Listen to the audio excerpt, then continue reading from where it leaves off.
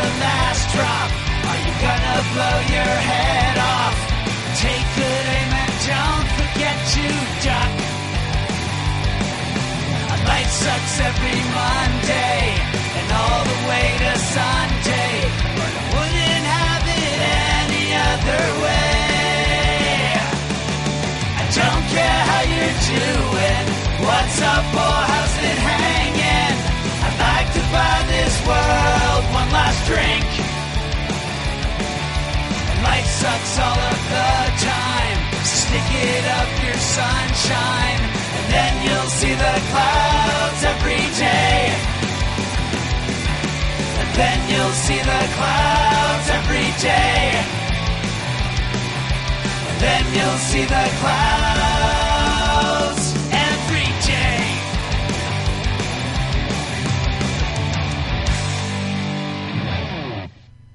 Hey everybody, welcome to The Crazy Life. This is episode 26 for those keeping track. I am your hostess with the mostest, Bryan, and joining me as always is Jen. Hey Jen! Hey! I figured we'd mix it up again this week. And then as a special treat, we also have our pal Clint with us from the Geek Dig podcast and the Green Up podcast and other things. Yes, various other things. Yeah, various. He's a man of... I don't know. A man of a lot of things? I don't know. Whatever you want to call. So, hey, Clint, how's it going? Great. How you guys doing? Doing good. Yeah. It's been an interesting week for me. So far, I was doing really, really, really good until I had I'm now, I guess, I can't remember how they worded it, but basically counseling sessions with my leader and the HR rep. Ooh, nice. Mm. Yeah. So every 2-3 weeks we get together, talk, work things out and stuff. So yeah. Yet another. And then they wonder why I'm frustrated, and I explain the reason I'm frustrated, and they look at me and they're like, well, you just don't. All right, nothing but oxymorons. And I had an aha moment as I was talking to them today, because I was trying to explain to them what is so frustrating. And my job is, they're not very good at streamlining processes. And as we all know, people who have mental illness are very well aware of structure is our friend. Yeah. And when we're not in situations where there's structure, it's very disconcerting, and it makes things much harder for us. Mm. So I'm constantly seeking structure, and it's normal. So we're going to get the Skype bug from last week where every time Jen goes to make a point, it's going to cut her out. It's going to cut me up. Skype hates me. Skype has a mute button for Jen. So, I'm all about the processes and stuff, and they're like, well, you just need to be, think outside the box and all this other crap. But when I do think outside the box and try to do something different, then that doesn't work for some ungodly reason or another. And well, because you're not thinking outside the box the way they want you to think outside the box. That's the problem. Yeah. They're like, I'm like, well, I used my judgment call. And they're like, well, in this case, you didn't understand all the variables. I'm like, then give me a process to follow. Then I don't have to worry about the variables. Either explain all the variables to me, or give me a process to follow, then I don't have to think about the variables. Yeah. No.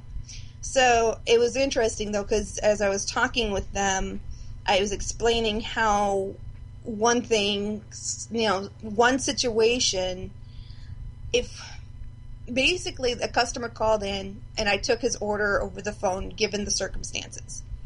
Mm-hmm. Not necessarily supposed to do that, but given the set of circumstances, I used my judgment that this was the right thing to do. They explained that, no, you can't do that because this variable, that variable, and whatever. I'm like, okay, which is fine. I don't mind that. But in this particular circumstance, customer's upset, and if I didn't do this, customer's going to be really, really upset and not happy with the company. So what do you think? And they're like, well, in this particular case, don't do that. I'm like, okay, so in the next time the situation comes up, I'm to do this. To which they replied, no, that's not always going to be the case. I'm like, okay. So, and we keep going this thing, and pretty soon I've unraveled this giant ball of yarn, and they're confused and frustrated, and I'm confused and frustrated. Sounds like NFL officials trying to explain what is a catch and what isn't a catch. Yeah. Like they have no idea. From official to official, it's different. Right. Yeah. And so, and they're like, well, you just need to, not try as hard. I'm like, all right, fine. Oh, I can handle that. Like, you just are way too passionate and stuff. I'm like, all right. Okay, what a weird thing to tell an employee, right? Mm-hmm. Like, you're trying too hard. Be like, sorry? Like, I'll try not to work as hard from now on, I guess. No, like, I'm trying too hard to fix things. I just need to accept things in their broken state and do things as they're broken. And not try to make them better. I'm like, okay. I understand that. Yeah, I can handle that. But it was just... Well, here's something really quick. I'm not going to go into a full story, but in therapy this week, I was explaining to the psychologist about how I was in line. And if you want to hear the full story of my deli rage, go listen to the new Salty Language. Right. So I'm in line, and the whole time in my head, I'm making a list of all the things they could do better because they were inefficient, right? Yes. My therapist goes, really? She's like, we're going to talk about that next time. So there must be something to this that this is why other people are just like, hey, whatever, and we're like, no, it can't be like that. We have to have this and then this and then, right. And that's what I was telling them. I'm like, you don't understand. It would be so easy. Just tweak this a little bit. Yeah. Then everything will be smoother. We will save money. We will save time. We will save energy. We will save frustration. Very little negative to it. Only really positive to it. Just make these little tiny changes. And they're like, well, we're just not ready for change yet. Like, okay. So you're forcing me to do something inefficiently. Yes. Because you're not ready to change. You're basically, and I even told the HR manager, which is not necessarily a good thing to do, but I told the HR manager, I'm like, just so you know, you are paying me way too much money to sit here and do data entry and answer phones. Yeah. I said, if you want someone to do that, I've got 20 plus years of experience, and I've got a ton of experience with process creation and streamlining and all of this great stuff that'll be huge benefit to this company. But instead of using all of my talent, we're pretty much going to have me do data entry and phone calls and not really question anything. Mm-hmm, mm-hmm. Got it. Sounds right. Yeah. Yeah. I said, that makes complete sense. And that's how I'm not going to be frustrated, is because they don't want me to be frustrated. I'm like, fine, that's how I'm not going to be frustrated, is once I accept the fact that you guys are happy with mediocre. Yeah. And they're like, well, what's not what we're saying? I'm like, whatever. It actually kind of is. But it yeah. is. But they're the whole thing. As I was listening to myself, I'm like, this is my aha moment.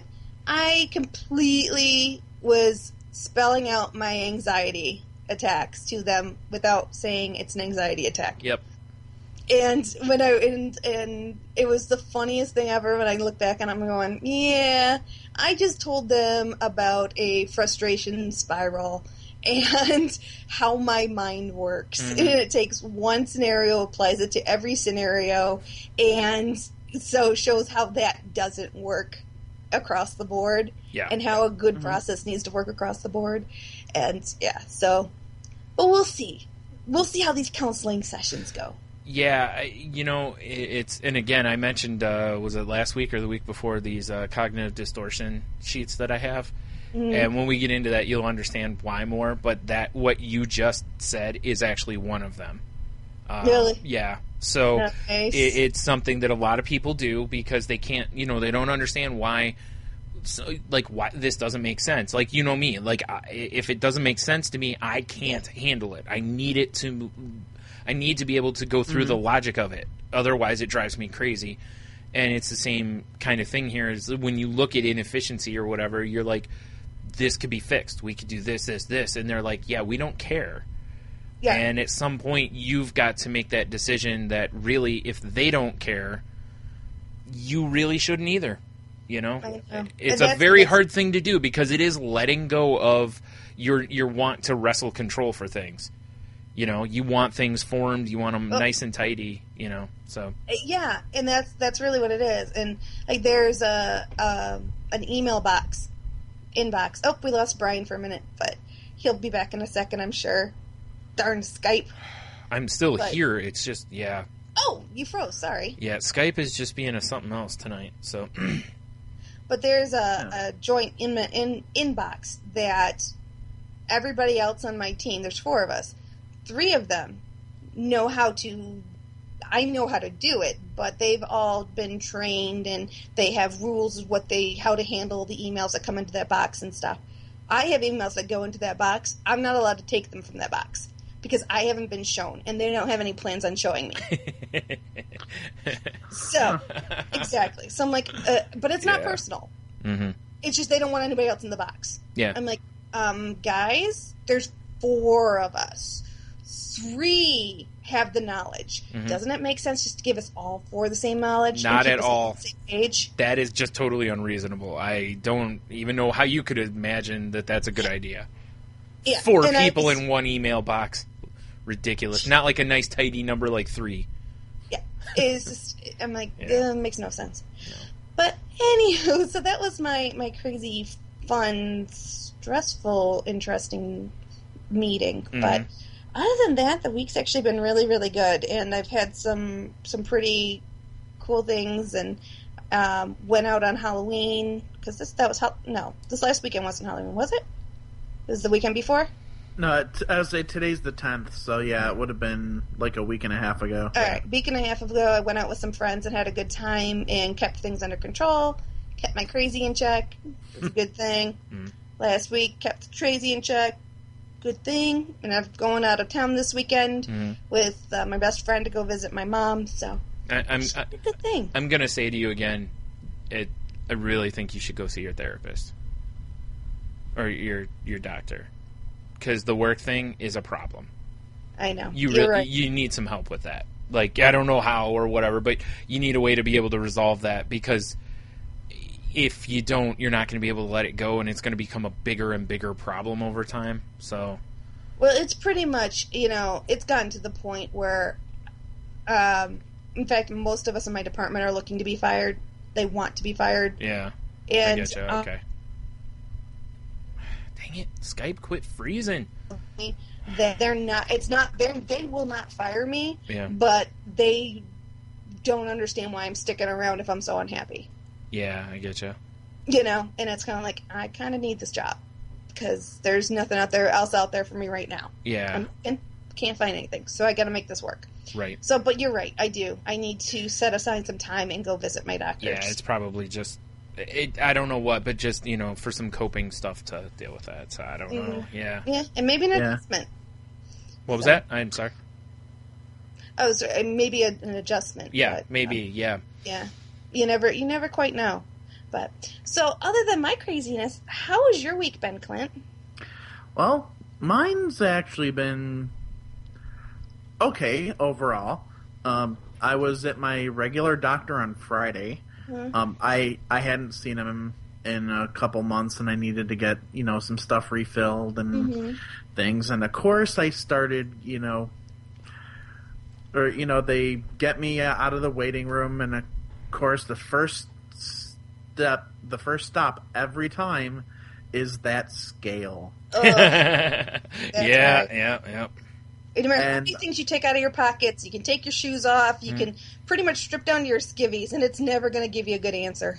Oh no, it's not. And I just stopped there, and I just started giving it this angry look, Mhm. and the nurse is just looking at me, and I just look at it. So we meet again. Right?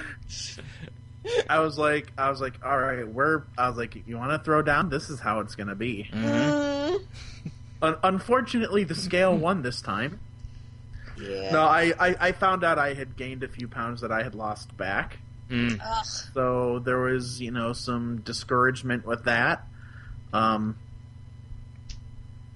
Primarily for the reason of I'm maybe 5 pounds away from like the most I ever weighed. Oh, yeah.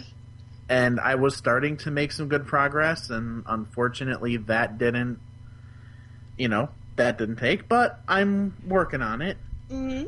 I was able to, talk to him about a couple other things, and it was great. I was able to work some things out with my therapist because I haven't actually been able to have a session with him since I moved. Because he was moving too.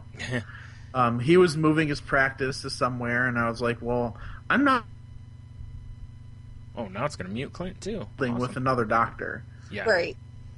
Because I had actually had a therapist moving on, which was how I got in touch with this guy anyway. Just within the same office and everything. And I'm like, I'm not going through this again. No. Mm-hmm. So it turns out that I don't drive just because of, some medical reasons. And I'm part of a paratransit service through the county where I live. And they, where my therapist's new office is, I can't physically reasonably get to. So I'm sitting here thinking to myself, well, crap, now I'm going to have to get somebody else. And we were actually able to work it out with the insurance and through some other things. One, it looks like we're probably going to be able to do some sessions on Skype. Cool. Oh, that's kind of cool. Mm-hmm. Yeah, and otherwise, he's actually going to do, like, a house visit. Aw, that's so awesome. Since I can't go to him, he's like, look, if you can't reasonably get to me, I'll come to you. That's awesome. Yeah. Because I would imagine that's not typical behavior. No. Yeah. And he had to look into some logistics and things because at first we were looking possibly at a mutual place to meet. Sure. And we realized, well, with confidentiality and things like that, and we're like, well, we can't really pick a public meeting place for, for a session, for confidential conversation. Right. But I'm excited because this coming Monday is our first, is going to be our first session since I moved, and it's going to be great just to be able to just start getting back into the swing of things. Right. Sure. And I'm starting to get things back under, or at least what I feel back under control, and just kind of getting my head back into the game with Geek Dig, with my podcast. Mm-hmm. And I was telling somebody earlier today, into things, I feel like now that and I think, Jen, this goes back to what you were talking about with routine, and everything. Now that I'm finally building myself, some type of regular schedule, just some type of, routine, and just plugging away at it, yeah. Yeah, and that has been helping me a lot, and it's actually just been helping with a lot of my own anxieties. Mm-hmm. Mm-hmm. And then I was also able last weekend, my mom, well, actually her birthday's tomorrow, my nephew's was 4 days ago. So last weekend the whole family got together, and I got to go out to lunch with my mom. Then we met with my brother-in-law and my nephews, and because my sister works on Sundays, so unfortunately she couldn't be there. But after me and my mom went to lunch, we met up with my brother-in-law and the kids, and then we went to see Hotel Transylvania 2. Fun. Which was a fun movie, but I just loved, being able to just actually be there with my nephew, and being a good comfort. I love those kids. Mm-hmm. Yeah. Kids are pretty amazing at helping you get outside your own head. Oh, they are. Yeah. And they are like,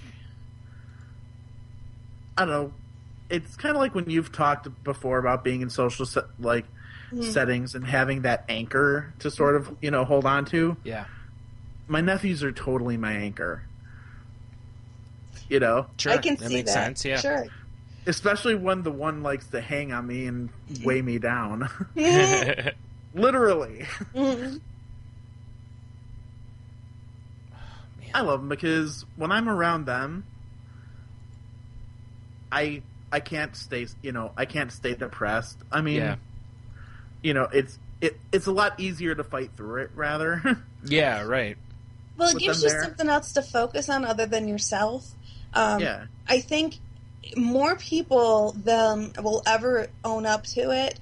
I hate to say use, but have children take the place of anchors for them, and it's a good thing. It's good for both parties. But like babies and children, they force you to kind of look outside of yourself and to be present for somebody else, and it also gives you that something that, like, if you're at a party or whatever, if you start getting uncomfortable, you could always think, oh, I need to take care of the kids, or I need to, make sure the kids are up to good, and or the baby needs their diaper changed, or, there's always something to kind of, they help you take those breaks that you need, and to kind of, again, get outside your own head and focus on somebody else's needs for a time being. And it just helps to reset the perspective of everything going around you. Yeah, right. That makes sense. Yeah, there's a picture that I really love with my nephew Jordan, and he was around 2, and I was babysitting him one night, and we were watching a movie, and my sister had one of those, like, wraparound sectional couches. Mm-hmm. And I was laying on the one end, and he was laying on the other. And our heads were, like, sort of on opposite ends of, like, the same pillow. Mm-hmm. Well, I remember I went to stretch out my arm, and he grabbed onto it.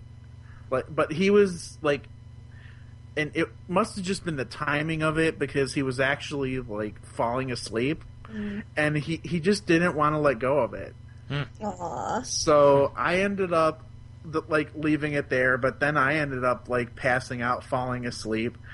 And my sister, when she got in, she took and saw us, like, both passed out on the couch, and he's clutching onto my arm. Mm. She took a picture of it. And I love looking at that picture. Yeah. Mm-hmm. That makes sense. Oh, yeah. And I bet you... Because you can just see the connection there. I bet your arm fell asleep at some point, and it wasn't comfortable, and you didn't want to move because the child, he was sleeping, and it was just such a moment. And how often do we find ourselves, like, we're going to talk about dating coming up, but in those dating moments, when...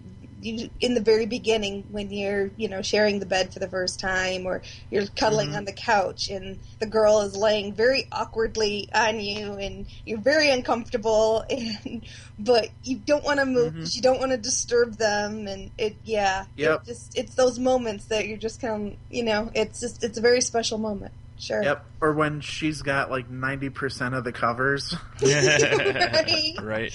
But you don't want to steal the covers back because you know how comfortable she is and how warm she is. And, Exactly. And you're like, well, I don't care if it's only 40 degrees outside. I'll just, I'll tough it up. Right. I'll deal with this. There's even a Friends episode of trying to get your arm. The girl falls asleep on your arm and trying to get your arm back. And the guy ends up falling on the floor and causing this, like, big, I think he ends up breaking his arm or something because he's trying to, like, slowly move his arm out from underneath her head. Yep. To try to get comfortable. But, yeah, kids are wonderful for that type of a thing where they just fall asleep on you and you're just kind of like, oh, they're so sweet. Don't want to move. Oh, yeah. Yeah. But awesome. when I knew I got to spend some time with him for his birthday, I was like, okay, that's all I want. Yeah. Yep. But that was like my happy moment. all need those moments, and it helps to surround yourself with those pictures and different things to help remind you of those feelings that you had at that moment. Yeah, definitely. Yeah. How about you, Brian? How was your week? It was pretty uneventful, honestly, for the most part. Like, I didn't really do anything this week. Kind of by design, you know. Like, I didn't... Yeah. I just, after the last couple weeks with my anxiety running as high as it was, I kind of went to, you know, the opposite mode of hoping things would level out. And they seem to have leveled out for the most part. But it's weird how when my anxiety levels out a lot of times, I notice my depression more. And that's the way I've kind of been this week. I've been in more of a funk since, like, Thursday. And just, I just didn't really want to do the podcast last week, like Salty Language on Friday. And you know, I was kind of glad that, you know, nobody called me or there was nothing, you know, that I was invited to over the weekend. I was kind of just like, just, you know, laid in bed most of the day, you know. It's just probably not good for me, but it was just, I don't know, it was just how I was feeling, you know, and you just kind of ride it out sometimes. And then Monday I got to go to, you know, I went back to my therapist, which was cool. You know, I had talked to her about this kind of stuff, and I'm trying to pull up something I had written down here. You know, and I was talking with her about how she had given me, you know, the sheets, as I talked earlier about the cognitive distortions, which is how your brain changes the way you see facts, basically. Mm-hmm. And, you know, I was telling her, I was like, it's cool because this kind of stuff allows me to see things so that I can try to work on changing it so that I can start flexing, you know, the positive thinking part of my brain more. I was like, because right now I feel like that part of my brain essentially is atrophied, you know, sure. and the negative thinking is gotten nice and strong and, you know, it's ripped and doing all these, you know, bodybuilding shows and stuff. Calisthenics and all that good stuff, yeah. But, you know, and she totally agreed. You know, she was like, that's actually basically what's happened. You know, you quit thinking that way and you know, as your brain distorts things, you immediately rule out thinking that way so that you think negatively. Mm-hmm. And I was like, yeah, you know, it makes sense because I see it happening. You know, like now I'm looking back and seeing it. And I said, you know, one of the weirdest things to me was that I've always seen myself as a person who looks at facts and makes my decisions based on what's in front of me, like facts. But what's actually been happening is over the last how many ever years, what my brain sees as fact has changed to where I'm not actually acting and reacting based on what is fact. I'm acting and reacting based on the reality that my brain is creating. Ah, okay. And even though I still feel like I'm a person that is, you know, factual and all this and logical, when you really take a step outside of it and look at it, I'm not. Because most of my decisions are not based on that anymore. They're based on anxiety. They're based on projecting feelings on others or mind reading. Oh, they're going to think this. They're going to, you know, like that kind of thing. And again, you know, at some point we'll do an episode on this more and I'll get a little more into it. But that was my therapy aha moment this week, was realizing how far my brain has been altered by what I'm dealing with, but because I wasn't seeking help in any way, like just my stubbornness and such of, you know, that I'll fight it on my own. And over time, what's actually happened is I've put myself, you know, like if you start at 0, now I've pulled way away from it. You know, I'm on like 30 as far as like 30 miles away from where I should be for logical thinking. You know, because whenever you think about stuff like the, you know, the what ifs and the coulds and shoulds and all that kind of stuff, you know, you're not thinking with fact. Mm-hmm. You know, like seriously, you look at something, what's the best that can happen? What's the worst that can happen? And just go do it. That's what, you know, most people don't even look at the best and worst. They just go do stuff. Like, do I want to do this? Yeah, I do. And they do it, you know? And whereas I go through this huge list of why like maybe I shouldn't and all this, and then it's like, you know, now I don't want to because I've already thought of all these negative things. Now it's like, well, look, it's all this. Why would I want to go do that? It sounds terrible. So yeah. So yeah, that was my big moment of the week, I guess. So No, and that's honestly that's really, really, really big aha. yeah. And it was kind of interesting because I was watching The Big Bang Theory, and Sheldon on the show was asked to take part in a documentary where they were about Spock's life. As Spock's son is doing a documentary about Spock's life, and they wanted to interview Sheldon for it because Will Wheaton, sorry. Okay. I was like, Wes Wheaton? Wesley. You're confusing his character with his real person. Gosh! How dare I? But Will Wheaton suggested Sheldon for it, and they go to interview Sheldon, and he was saying how logical Spock is and how that makes sense to him because he tries to be very logical and live his life very logically.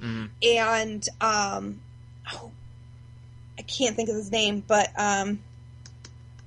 the character that he lives with. I couldn't tell you. I've watched Leonard? the show a few times. But... Leonard, thank you. Yes, Okay. Leonard's there, and Leonard points out to him. He's like, Leonard's wife now, Penny. Oh, Penny. Yes, Penny points out to Sheldon. She's like, but don't you understand? You're completely discounting the human side of Spock. He's half human, half Vulcan. And she's like, so you're completely discounting the humanness of him. And that was the beauty of the character, so logical yet human.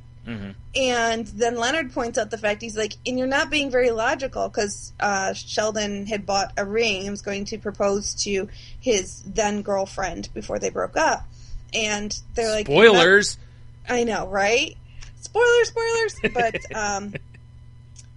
and it was just very interesting, because it was very similar kind of an aha moment, that because he goes and runs and hides and has like this, this fit, and then runs and hides in his bedroom. Because he was faced with the reality of, as logical as he thinks he is, he's really not all that logical. Yeah. Well, and the funny it was part just very, too, very hard for him, obviously. The funny part too is that in these sheets, like, they actually one of the distortion, the ways things are distorted is if you see things in black and white, because there is so much gray area in the world. But if you're a person who only sees things in right or wrong, success and failure, however, like just one way or the other, that you really aren't being as logical as you could be, because, if I go do something, there isn't just a success or failure rate in most things. There's a lot of things that could be kind of neither. You could end up in the gray area somewhere. You go talk to a girl. You walk up to her at the bar. Worst case scenario is she laughs at you or slaps you. Those are the two worst scenario that I can come up with. I mean, you could get graphic and such, but you know my point. It's like essentially the worst thing she can do is laugh at you or slap you, basically.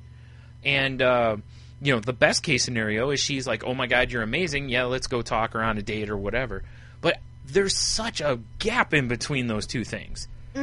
Like, how many stories have you heard of people where a guy walks up to a girl and they're like, yeah, he came up with this stupid, he said blah, blah, and they've been together like 20 years or something, And it's like, if, by black and white thing, maybe she was like, yeah, and she wasn't going to give him another chance, you know what I mean? So, like, he could be like, wow, whatever. Maybe he approaches her again down the road. It's like, if he had just gone black and white, he would have been like, wow, I failed, and done. Moving on.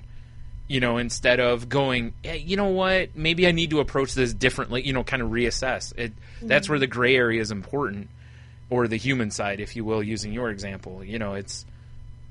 And it's true. I mean, that's a perfect segue into kind of what we want to talk about today. That's why topic. I did it. I got to see it. Well played, sir. No one hears this part. Yeah. But it's exactly it. And as we've mentioned before, dating from a female's perspective and dating from a male's perspective are two very, very, very different things. Especially online dating. Online dating for women, it's not lack of options, it's lack of quality.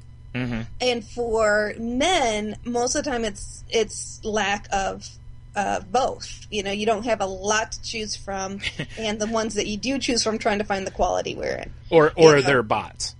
Or they're bots. Because yes. I don't think, maybe I'm wrong, but I don't think women get targeted by dating bots like guys do. No. I was told a long time ago that if you're a guy and a hot girl hits on you off a dating site, just assume it's a bot. And since I was told that, I've found nothing but 100% accuracy with it to this point. So, yeah. And it's just, I think it goes with everything in life, which if something seems too perfect, you need to investigate further. It's not that it's completely wrong, because you never know. Yeah. But you just need to be a little bit more aware and investigate further, because if something doesn't feel right, your gut usually can give you a good nudge one way or another. And as long as you're kind of listening to your gut, you can pretty much figure it out. I will say this. The problem with that mentality or thought is that a lot of people who have mental illnesses tend to be isolated and alone, and that leads sometimes to, I don't want to say desperation, because I don't want to blanket it that much, but there is some element to that.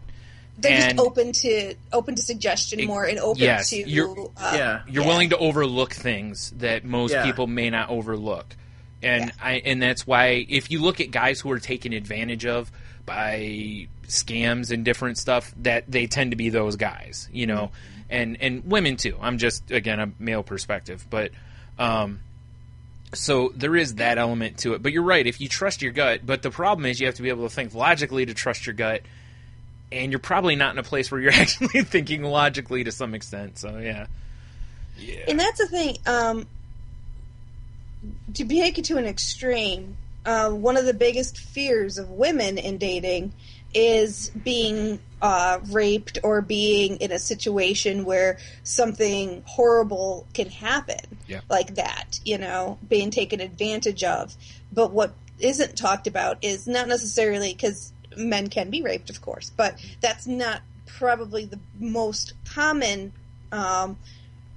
major issue for men in dating. It's being financially and emotionally raped. Because let's say used instead. I kind of feel like choosing the wording carefully there. Yeah, being financially and emotionally used, and it's. Skype doesn't want you to make a point again. Yeah, it breaks. It's the whole trust. Yes. It's so difficult to keep opening yourself up and keep trusting time and time again when logic dictates, based upon past experiences, that it's not going to go well. So it gets tough. I find, the stuff I always find interesting about this whole process is I've,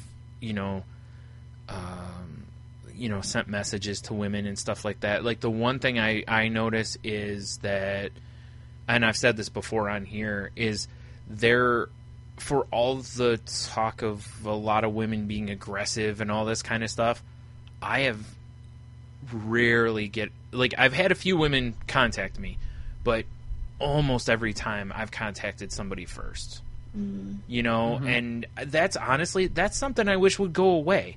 I hate the fact that, especially as a person with high anxiety, I have to make the first move. Like, it's expected I'm going to make the first move. So many women's profiles say, if you like what you see, send me a message. And it's like, that's nice, that's inviting, but do you do that to guys that you like?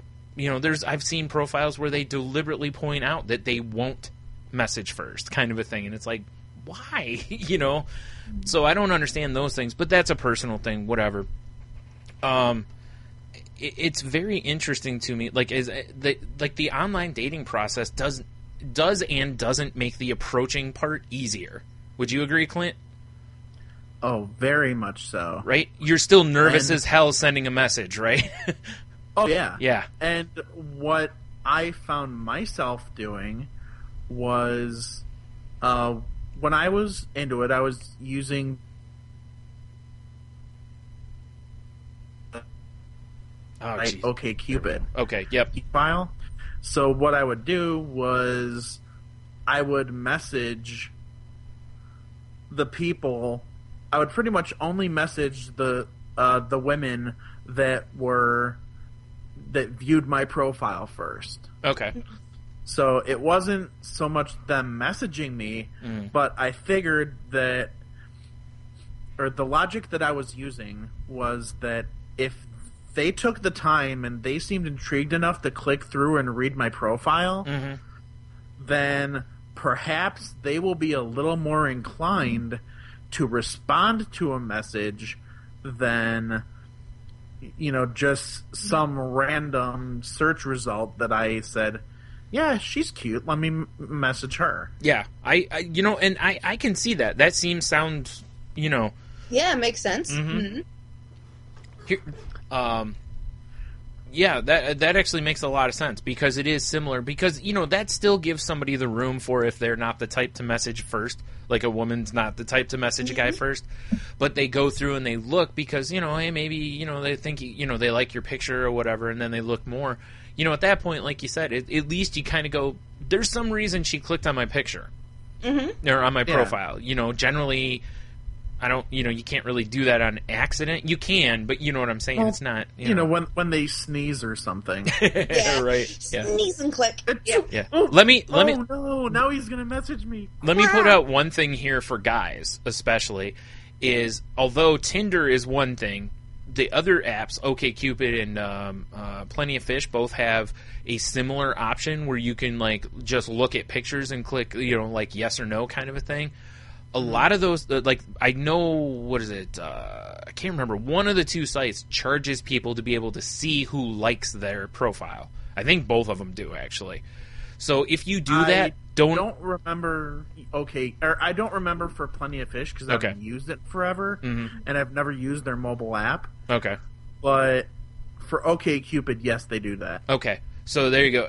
Basically, what happens though is if these women don't pay to upgrade their profiles, they'll never know that you like them because all they get is a thing that says someone liked you. And then when you go to click it, most of the time it'll be like, Plenty of Fish actually gives you a username, which I think is kind of dumb on their part. But OkCupid just says someone liked you. No, when I did Plenty of Fish, and it's been going on 3 years now, but when I was on Plenty of Fish at that point, there was no charging. Yeah, there is now. Is there? Because I kind of figured it was going to go that way. Yeah. Because I haven't been on the online dating scene for a few years now. Yeah. But for very good reason. Yeah. Yes, for good reason. They for both, very good reason. Yeah, exactly.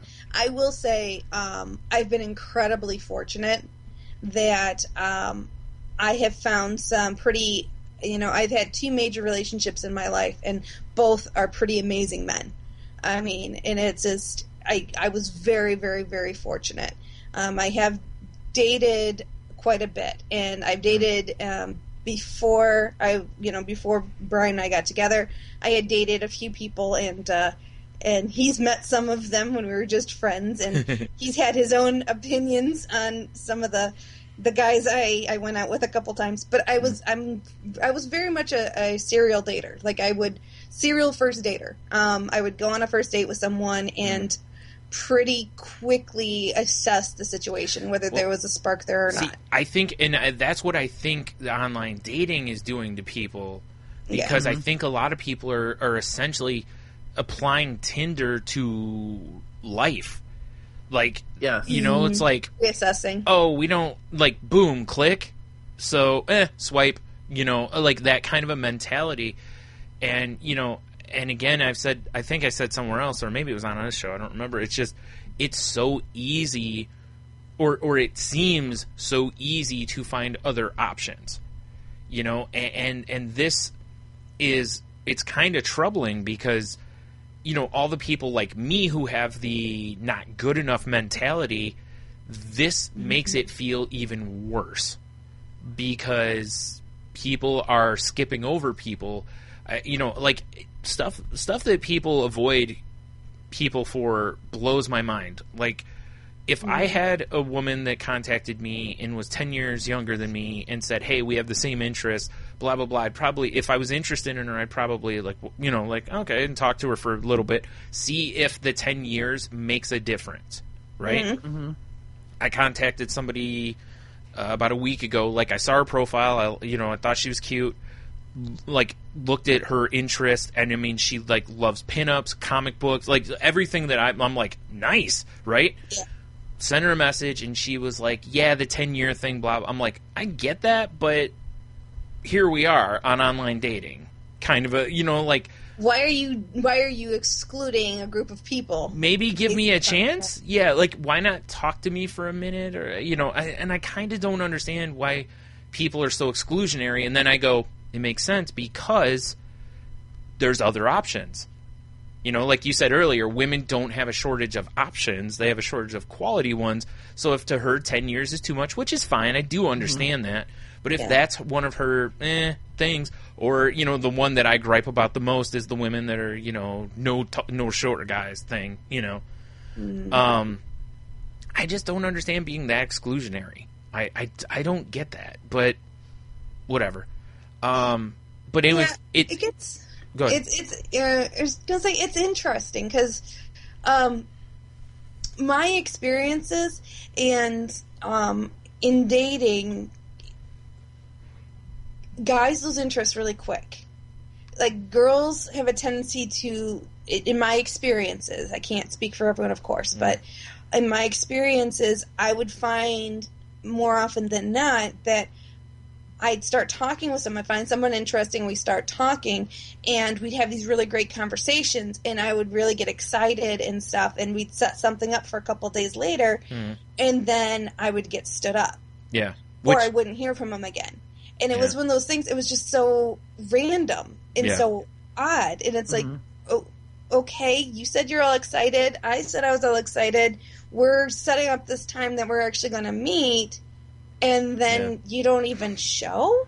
What's funny is, as a person who's been catfished, I will openly say that what you just described is basically the opening part of being catfished. Yeah, and that's... Because that's usually what happens, is it's, everything, we click, everything's perfect, and it's like, hey, let's meet. Yeah, we should meet. Set everything up, and then nothing.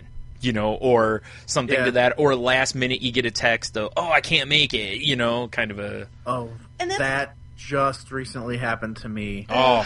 And it was rough. We decided to meet at a bookstore. And because at this point, I mean, we both knew at this point, just from talking, that there were some, to a degree, depression and anxiety on each side. Okay. Real quick, I want to put a pin in that part of it. I want to make sure we come back to that at some point. Yes. Because I wanted to talk about the whole when you disclose that to people. So, sorry, go ahead. That's okay. So I figured I would make it easier for her, to say, hey, let's find a nice, public yet quiet, laid back place. And, I told her, look, I'm like, if you show up in jeans and a t-shirt, I'm not going to care. Yeah. Right. Right. Keep it simple. I'm like, let's just keep it simple. And we were talking and everything. Meanwhile, you showed up in, full-on tux with a dozen rows. No. Well, where do you think that picture came from earlier? Well played.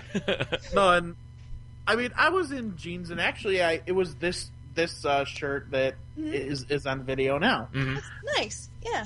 Thank you. Yeah, and I forget, casual. Yeah. So I show up, and we were messaging a little bit throughout the day, and she was talking about some homework that she had to do. And, she was feeling a little anxiety over it, and I guess because she felt like, okay, I'm not really understanding it, but I know I have to do it. And I told her, you know what? I was like, I get some anxiety over math, but I'm told I'm pretty good at it. I was like, so tell you what, bring your books and I'll take a look at it with you. I'm like, maybe not the ideal first date, but hey, we'll have coffee, grab something to eat. I don't know. Mathing is foreplay, my friend. Depends on who you ask. Well, yeah, you add the liquor, subtract the. No, I'm kidding. Wait a minute. I'm not gonna get into that. This is the PG show, right? So at the last minute, she texts me, and I had already left work, and like I said, I don't drive, so I had my ride service drop me off, already at the bookstore, and no later than I get out of the car, and my phone's going off, and she's telling me that she's just, she's not as far along in it as she needs to be, and she just needs to, sit down and crack down, and just, like, cancel the last second when I'd already showed up at the spot. Yeah. Ugh. So what's interesting to me about this is a very, very big point in that as a person with anxiety, you understood, I'm sure, that this can happen and you could kind of, whatever. But at the same time, you also have to determine, like, wow, from minute one, she's pulled this card on me. Is it going to be a regular thing? It sort of happened again. Okay. See, with the same person, because that's we decided such a tough to meet road. at the same location. And we had talked on a Friday night and confirmed everything. And I'm in the car on the way there after work Saturday, because we didn't get to talk at all that Saturday, even though we had just confirmed the night before. And I messaged her and said, hey, I'm already out of work. I'm on my way up there. I'll see you there. So I didn't see a response, like quickly back. And I mean, I try. It's kind of funny because listening to your guys' last episode, talking about not, rushing to, keep checking that phone and not needing to respond right away and everything. Yeah. And I'm thinking to myself, okay, well, maybe she's driving or she's getting cleaned up or whatever. I was like, she'll, message me when she's able. Well, I get back to the bookstore, and it was the same spot too. And I'm waiting there for maybe 10, 15 minutes, and I get a text, sorry, I didn't know if we were still getting together or not. And my phone was in the car. I'm just walking out of my sister's place. We had dinner. And I'm thinking to myself, well, and I told her, I was like, well, we spoke less than 24 hours ago. Yeah. And, we confirmed nothing changed, or I would have told you. Yeah. And she's like, oh, well, I can... She's like, okay, I'm sorry. And she did end up at that point, like, well, do you want me to still come up? And I'm like, yeah, why not? Let's just still make it a total loss. Right, sure, yeah. And plus, at that point, I was kind of doing this whole thing's frustrating, and might as well just get, I might as well just take what little attention I can get at this point. Well, get a little closure on this and move on. Sure. Well, if nothing else, what it does is it by you saying yes at that point, I would assume that this kind of gives you, and again, I don't know how this story plays out, so I'm just, jumping here. Yeah. But to me, this would give you a definitive yes or no. Like, because if she doesn't end up showing up, then you go, well, I'm not wasting my time on her anymore. Or if she does show up, then you could reassess at that point, She did show. All right. And in the time that it took her to, do her thing and get up there, I had actually run across the street to Chipotle and back to have something to eat. Fair enough. Right. I was like, okay, I'll just scarf down a couple chicken tacos. I'm like, I can't go without, Yeah, sure. I'm like, I can't go without eating. Well, blood sugar issues. Right, sure. So I get back there, and, she shows up. We meet. We talk. We walk around the bookstore a little bit. We sit down to get coffee and talk, which, I mean, okay, I can understand if she didn't want, like, caffeine or something, but she didn't want anything to drink. And I was like, oh, well, I'm just going to get, like, an iced tea then. So we sat down and we were talking, and I had already by that point started getting the vibe like, okay, there's not as much positivity Dang it, Skype keeps cutting out here. Apparent. There we go. Yeah. Because I had tried talking to her, like, the date itself only lasted about an hour, and then she ended up going home. Yeah. Because she wanted to get ready for bed and go to church and the next morning and things like that. Sure.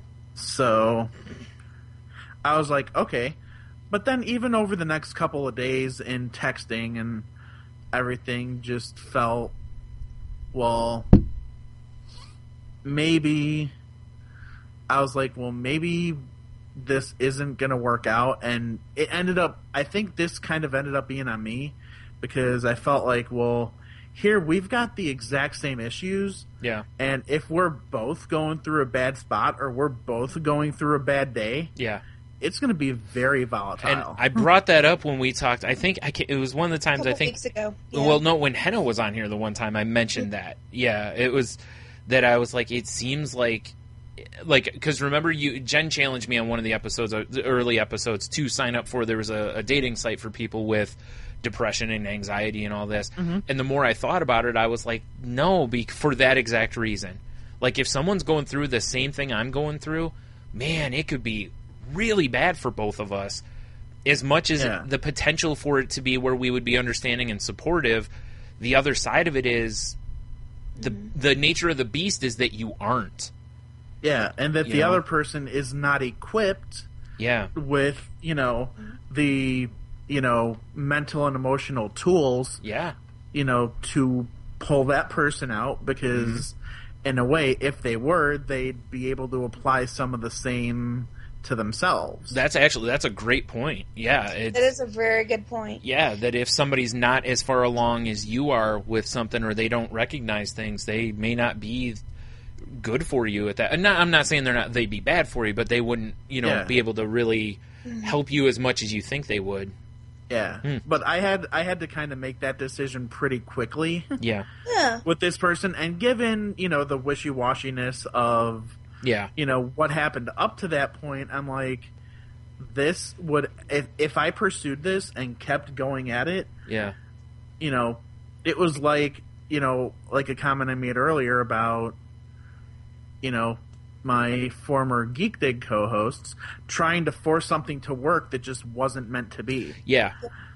And, that ended in disaster, so I was like, I am going to not bring about another, cluster bomb effect like that.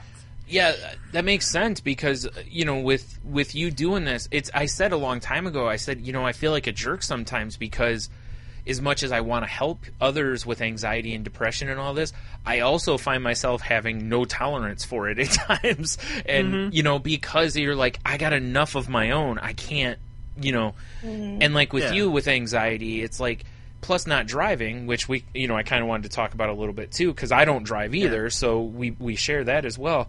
In that you've got to arrange a ride somewhere, and then if she cancels on you the last minute, you've got the anxiety, you've got the scheduling of a ride to and from because you had to schedule there, and then you got to get a ride home. It becomes a lot for you to cope with and deal with. Yeah. For somebody who's as far as the the vibe you were getting. So. And it's something that's very, very, very important when you're dealing with dating and relationships, is you have to understand that, just like we talked about last week, it's not necessarily the person, it's the situation. Yeah. So you kind of have to, apply that to both sides of the fence. Yeah. That it's not... there's nothing particularly wrong with you. There's nothing particularly wrong with them. It's the situation isn't right, whether it's the timing or whatever. And when you can start taking a step back and looking at it from that direction and start applying even some of that positive thinking to it. Because I firmly believe, it took me a long, long time to get there, but I firmly believe that if someone opts out of a friendship or any sort of relationship with me, it is truly their loss. Yeah. Because I know I'm pretty darn amazing. Yeah. And if they are choosing not to be part of that's fine. They're more than welcome to choose that. You know, like I've mentioned just last week, even with my fiance, I was given that example that, you know, he teases about, you know, being fed up and getting an apartment, you know, away from me, and I tell him every single time, my response back is always going to be the same. You know, it's like, you need to, you go. Yeah. You know, and I think I applied that to dating, is that you have to fake it till you make it. You know, you have to really get that in your head that, you know what, I'm too good for this. Yeah. If you're not willing to step up to the plate and bring your A game, and I'm bringing my A game. Well, it could be, though, boss. in fairness, it could be that this is her A game at the moment. You know, and that's true, because we've any of us who deal with any of us dealing with this stuff, like, that's why when you said it, you know, might not be a right time, that could be just all it is. You know, that, you know, as we said, maybe she hasn't found the tools to cope with her anxiety and different issues, and that's, you know, but that, for where Clint is, that can be a significant problem, because he's got issues that this feeds into. And at some point you have to go, can I handle this? You know, like, because, you know, with that person comes the disease. It's you know, it's the baggage. And, you know, now going with that, do you tell people up front that you have issues, Clint, or do you kind of wait a little bit? Yes and no. Okay. I let people know ahead of time about the physical. Okay. Because I actually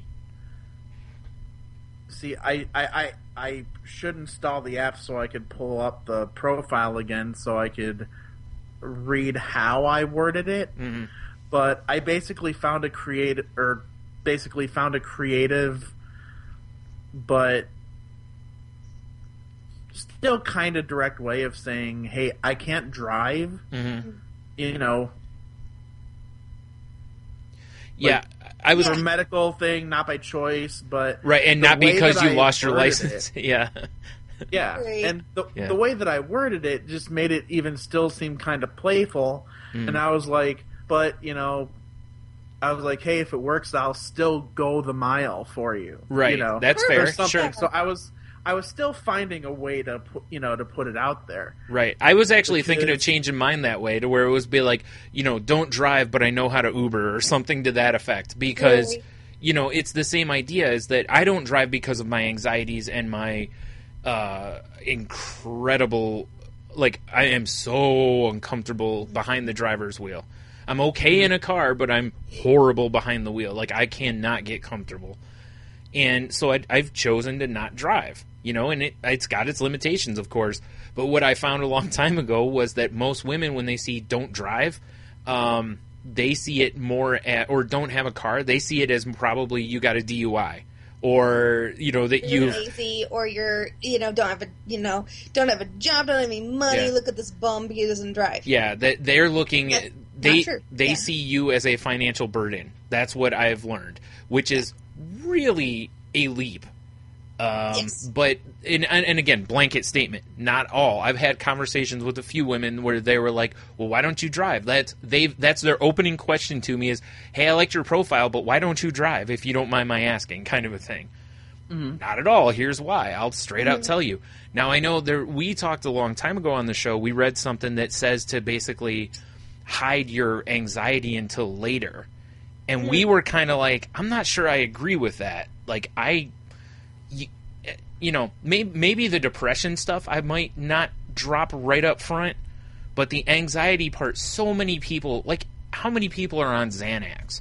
You know, I think it's a really common thing to say, hey, I have some anxiety issues. Most people go, oh, okay, no big deal, you know, unless it is a big deal, then it's, you know, a whole different story.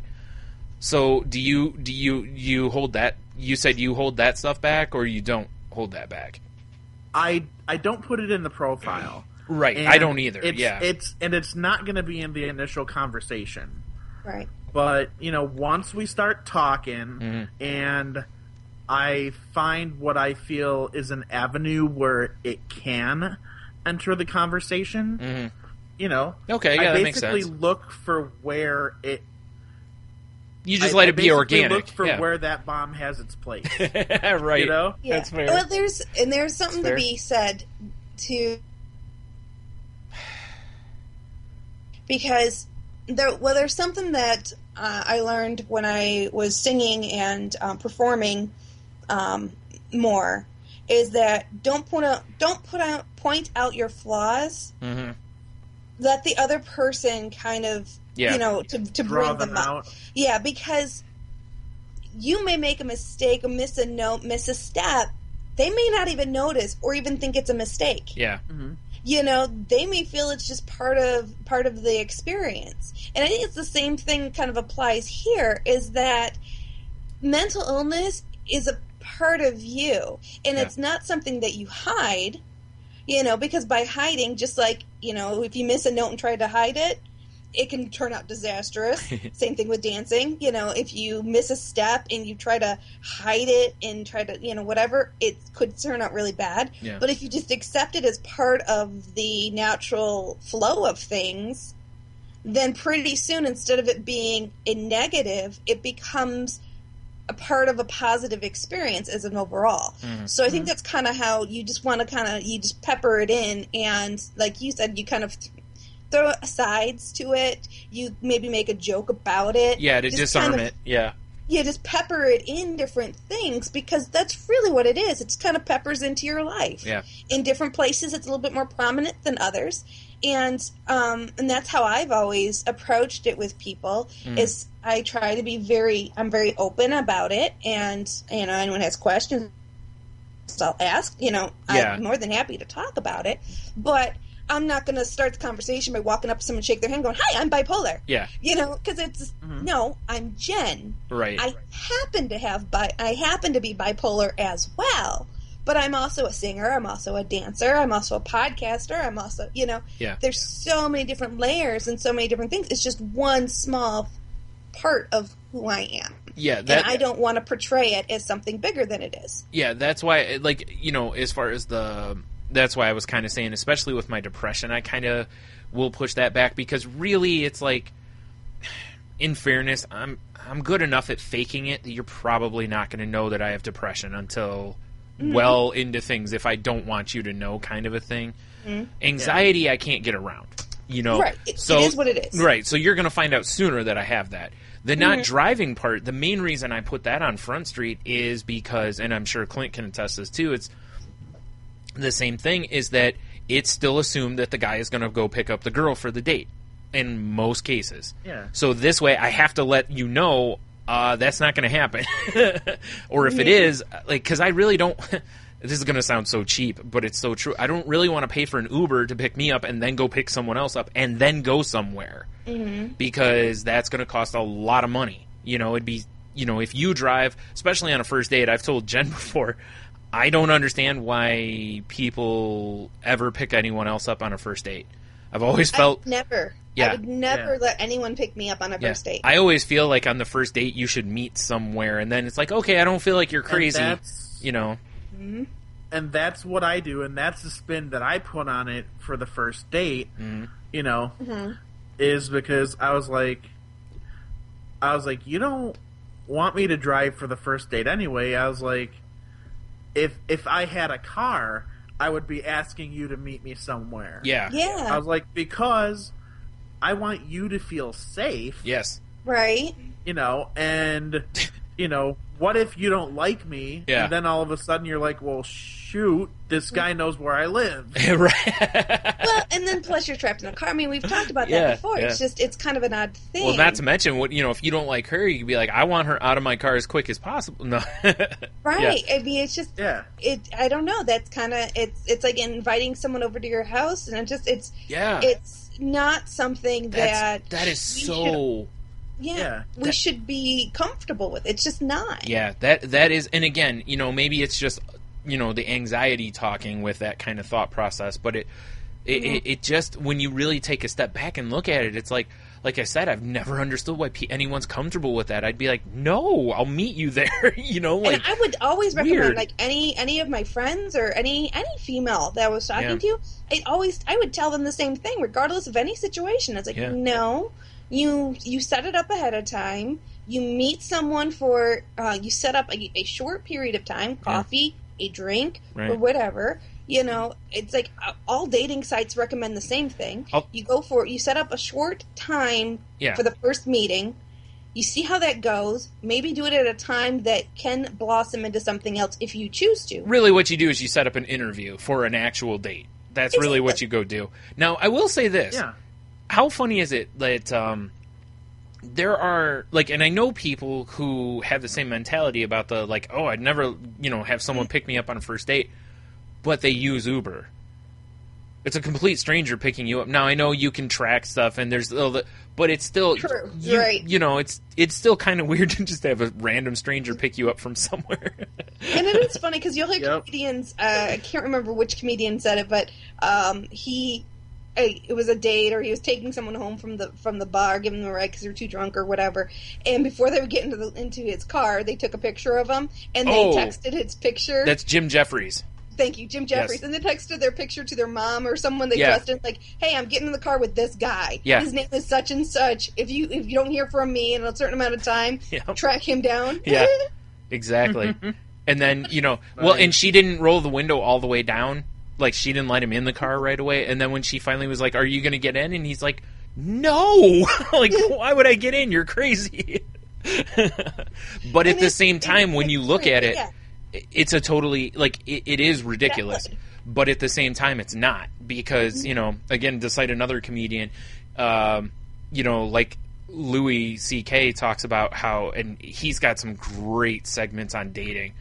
He does. One of his is about, like, the greatest threat to men is, like, heart attacks, basically, and the greatest threat to women is men, and he's like, I don't understand why, when all this bad stuff happens, why you would ever date us, Right. And there's more to it. It's very layered. And, if you haven't seen it, just type in, like, go on Google and type in, like, Louis C.K. on dating, I think it is, or Louis C.K. on men and women, something like that. It's brilliant stuff. And he's 100% right, And it just, it surprises me a lot about... a lot of common courtesy is not given in the dating world, which on both ends of the spectrum. And until I was really, because I was dating in between relationships, and I dated a considerable amount and stuff. I talked to quite a few different guys, and I got stood up, like flat stood up, good half a dozen times. And it just boggled my mind, because it's like the absolute bare minimum of expectation is, if you're not coming, you don't even owe an explanation. If you're not coming, minimum you can do is just text the person and say, you know what, I'm not into it, or I'm not coming. Yeah. Just text the person, I'm not coming, don't bother contacting me again, I decide this isn't for me. Right. Severe tummy problems, can't come over. Right. It's it just you they're like, oh well, I don't want to be rude. It's like, screw that. So you don't want to be rude, so you're just not going to show up and you're going to make someone sit there for an hour by themselves? Mm-hmm. Oh, that's the worst. Yeah, and that's the worst part, because sitting, because you're like no, I swear someone else is coming. Yeah. Mm-hmm. Like, sure, lady. One time it was my favorite restaurant. Mm-hmm. Like, do you need us to get a cat chair for you? Exactly. It was my favorite restaurant. So, like, I knew some of the waitresses and stuff because I'd been there quite a few times. And I invited this guy to meet me there. And, we had talked and everything was great. No question, no problem, no doubt in my mind. Everything was great. Yeah. And he just didn't show up. And so I texted him. I'm like, you coming? I'm running late. What's going on? Nothing. I texted him again. I'm like, what's going on? So then I tried giving him a call. And... I think I called him, I called him and he didn't pick up, and then he called me back or texted me back, and he's like, lose my number, don't contact me ever again, you're crazy, whatever, blah, blah, blah. That means he was in front of his wife when he called you. And so that's kind of, I'm like, I looked at this and I'm like, well, I say that half joking for those listening. Yeah, exactly. I'm like, excuse me? Okay, fine. And just, it was so random and such a switch and such a turn. Yeah. And it hits your ego a bit. Right. I mean, I'm not gonna lie. It Well, does. see, and that's what leads to the dating profiles that I've seen. I don't know if you've seen it as, like, if guys do the same thing, but I see so many profiles that say, don't be a player, like, be true, be loyal, and it's just like, and I'm like, and you can't protect yourself from that. Right. Regardless of what you put on there, it's not going to protect yourself from that. Yeah. My favorite. Or how about the one, I'm not into games, I'm not into drama. No drama. Bullshit. Sorry for my language there. That's usually a Listen, drama. if someone says, I don't cause drama or something to that effect, yeah, they do. That's why they're mentioning it, because I'll bet you money most of the drama in their life is their fault. Or, even if it's not their fault, they have a ton of drama going on in their lives. Right. And you have to think twice about it. It's like, do I really want to step into this person? Even if they're great, do I want to step into this person's life if there's that much drama happening around them? So out of curiosity, Clint, like, for me, if I see the words no drama, I tend to move on. Like, that's almost like a hard pass thing right there. Like, not every time, but a lot of times I'll be like, is there anything that you have that kind of thing for? Or Jen, either one, The red flag, one of them is definitely the drama thing. Mm-hmm. If I see that word, unless they say, I studied drama in school, or that's fine. Sure, I'm down with that. I'm a drama teacher. Yeah, or I enjoy drama movies. Got it. But exactly. Like comedy or drama, right? Sure. Unless it's that, and I guess the same could even be said for playing games, unless it's, unless they're talking about, Diablo 3 or something. Yep. Then... You mentioned that. There was one profile I read, actually, and I misread it, and then when I read it again, I was like, oh, she means, like, playing mind games. Because the way I read it was like, if you play games, keep moving. And I'm thinking, the first games I'm thinking in my head are video games or board games. And then I'm like, oh, wait, that's not at all what she's meaning. And right. Yeah. Or I'll get, and this is just a personal thing for me. But if they talk about, oh, well, the most important thing in my life is God or my kid or whatever, and they've got like 6 or 7 pictures, and they're all of her out partying at the club. Right? Yeah. I'm like, there's got to be a level of hypocrisy, going on. Yeah. And that's just a telltale or denial sign of it for me. Yeah. Or there's something not adding up. Yeah. Yeah. Now, if you were to just come out and say, hey, I, love, a good night out at the clubs and this and that, and, but, when you start looking at things and it just doesn't add up. Yes. Or it's just a blatant, Right. Like it's I'm just a real chill girl. I like to sit home and watch Netflix, and, I like to sit around the campfire, and then all the pictures are white girl wasted. Yeah. And you're like, that's not quite the same thing. So country girl, I think, that's a huge misnomer, and I feel really bad because, I mean, with us being in Michigan, with me being in Michigan, there are a lot of real country boys up here. Yeah. Like, they go hunting, no G, with an N, hunting. Yep. They go fishing. Yep.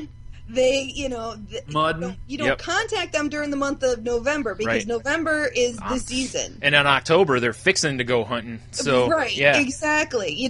Men that have venison in the fridge and their 4-wheelers up on blocks, not because it needs to be there, but because they need to tweak it and they need to work on the truck and stuff like that. Which I honestly, and it sucks because of guys like me who I want all of that you just described sounds awful to me. Right. And I'm like, so many profiles of, I like outdoorsy things like mudding and hunting and, pictures with them shooting guns. And I'm like, so a lot of women, much.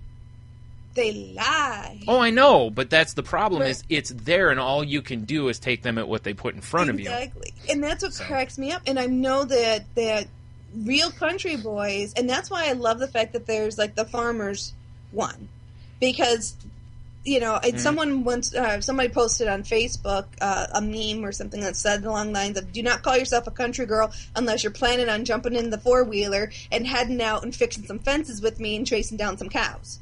Yeah.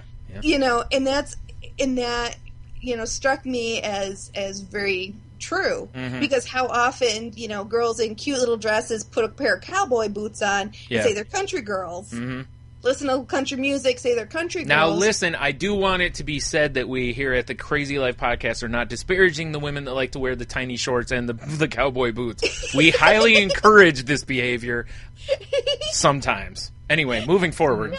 Sorry, the lawyers just wanted me to say that. That's not my view at all. Maybe. And don't get me wrong, I 100% agree with you. But it's one of those things that you have to be so careful, because, like, along the lines of what you guys were saying, is that you have to make sure that you're portraying honestly who you are. Yeah. And there's nothing wrong with saying I'm a God-fearing person, and I also enjoy going out to clubs. Mm-hmm. There's nothing wrong with that. Yeah. But you need to represent both. Mm-hmm. I'm a family person, but I also enjoy having a good time. No problems. Yeah. But you make sure that you have to balance it out. I mean, there was a TV show, and I think I might have mentioned it last week, but it's called Love at First Swipe. Oh, yeah. It's on TLC, and they make over people's online profiles. Yeah. They give them a makeover, and they make over their online profile to better represent who they are. Right. Because a lot of times they're, the people, they've put this profile out, and the really amazing part of it is they poll guys. They've had mostly women doing it. Yeah. I don't think I've seen any men doing it yet, but the women put their profile up, and they poll like 100 guys. What guys would be interested in you as a girlfriend? Right. As a potential girlfriend. Not just a potential date, but a potential girlfriend. And usually it's like around 10 or 15 people say, in the beginning, girlfriend. And then it goes up to like 70-some when they actually portray who they really are. Yeah. And what they enjoy doing. Not just the one side that they think the men want to see. Yeah. Well, that's the thing is, there's too much that's told women for years what guys want to see, when the truth isn't that. Guys do listen. Guys like physical stuff, duh. But they also, especially if you're looking at somebody as a long-term kind of thing, there's other things you'd kind of like to see from them that don't necessarily include, doing shots of Fireball at the bar with your girls, which is fine. Mm-hmm. Like, no one's knocking that, but at the same time, it's like, That's one aspect of you. That is not your whole profile. But why do you need 6 pictures of that on your profile? That's where the problem becomes. It's like, is this all you do? Because I like to drink. I enjoy whiskey. I like beers. But I am not going to post 7 pictures of me drinking with my friends. Yeah. Now, for Clint, since we talked about what the turn on, what the automatic swipes are, what's the automatic send a message? Mm-hmm. Actually, I think I just found one. Yay! Because awesome. I managed to get the app because I wanted to try to make a reference to something. Uh-huh. And I wanted to look up a profile or two to see if I could locate, one of the red flags. Here, for me, is an instant message sender, and I may just send a message after the show. I like guys named Clint who do podcasting. Actually, you should message me if, and then hers says, if you like big, beautiful Star Wars nerds, I'm just looking for some friendly fellow nerf herders to hang out with. Oh, yeah, Star Wars references. I know, that's the way to Clint's heart right there. That'll do it.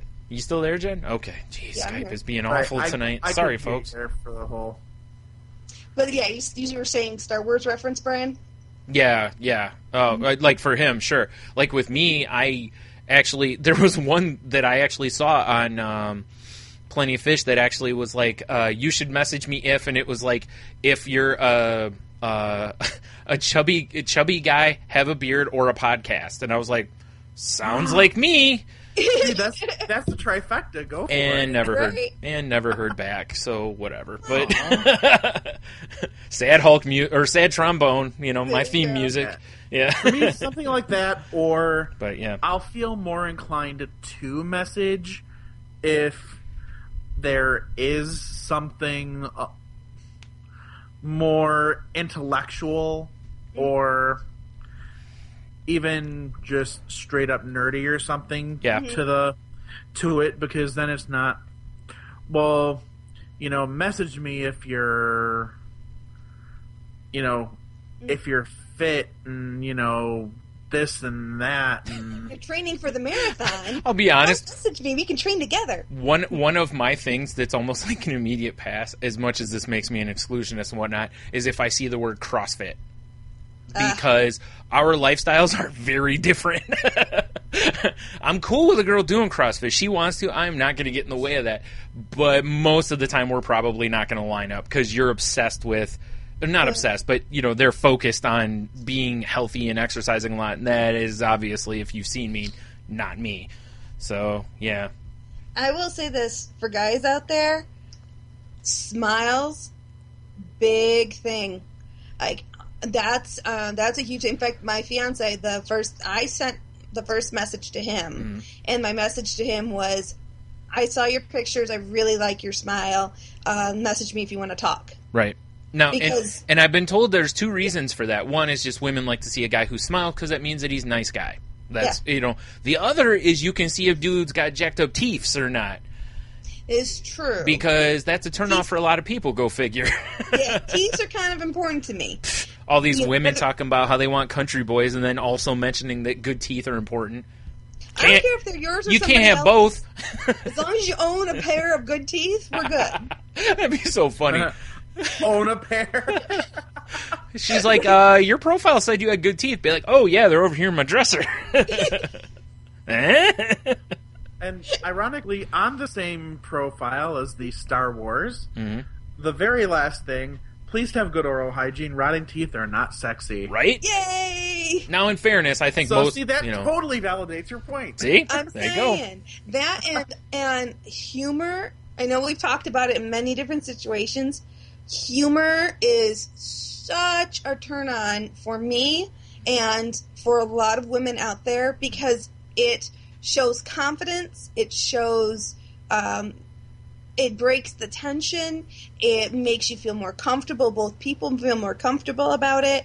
It shows a lot about the person because you can see what kind of jokes they make, what's their sense of humor, and what the other person's sense of humor is. So you can see if you gel. You can't find any, even if I put humor stuffs on my dating profile, you wouldn't have a clue. Because there's no way I'm going to completely reveal the stuff like I talk. No. Well, I shouldn't say that. I was going to say that I'd reveal what I talk about like on Salty Language. Yeah. I actually have put that I'm on Salty Language in one of my profiles. So if anyone ever listens, they can be like, oh my goodness. Or, hey, wow, I like that this guy and his friend do and say whatever. But and I'm not necessarily even talking just in the I know profile, what you mean. Yeah, but like even in the beginning conversations, or if you talk to someone on the phone, or the first time you guys get together, humor is a huge tool. Yeah, use it, people. Use humor. Mm-hmm. It is such a big thing because it literally has saved dates. It has one guy's second dates with me. Yeah. I shouldn't say one because that's not quite the right word, but has led me to want to go on a second date with someone. Yeah, strictly based on nothing else other than we laughed our butts off, and it made my cheeks hurt when I left, the date. Because I was smiling so much and laughing so much. Yeah, you're not delivering new news to people, though, Jen, because women always say that they like funny guys, yet here Clint and I sit. So, moving forward. I'm just saying. Women want funny, hot guys. Or guys they find attractive. Want funny, confident guys. I know it's very tough, and it's a fine distinction. Yeah. But you can see it time and time time again. Right. Like, who doesn't want somebody funny, though? I mean, you generally, Yeah. I want a funny girl.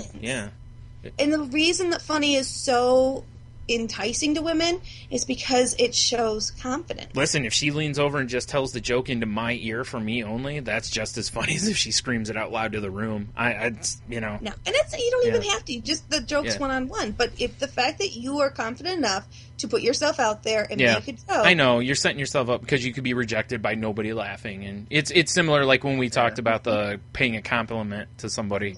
You're making yourself vulnerable. I know some really horrible jokes.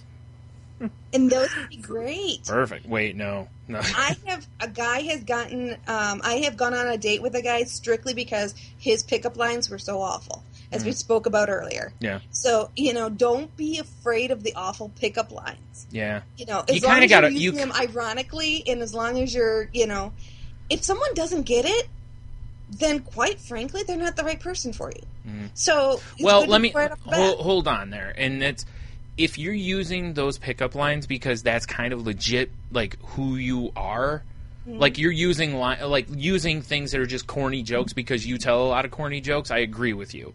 If you're just using those, whatever, that may not come across quite the same. And, you might just come across kind of a douche and, whatever. So here's a question for you, Clint. Oh, sorry, go ahead. Yeah, that's right. Yeah. And that's cool, is if you come across as a douche to one person, screw it. There's another person. Mm-hmm. Move on down the road. Yeah.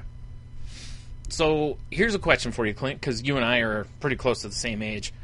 Are you finding that it's difficult to find people, because you live in a much bigger area than I do, because you're near Chicago and I'm near Toledo.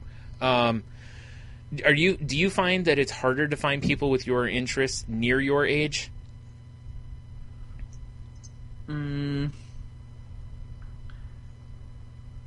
Yes. Okay.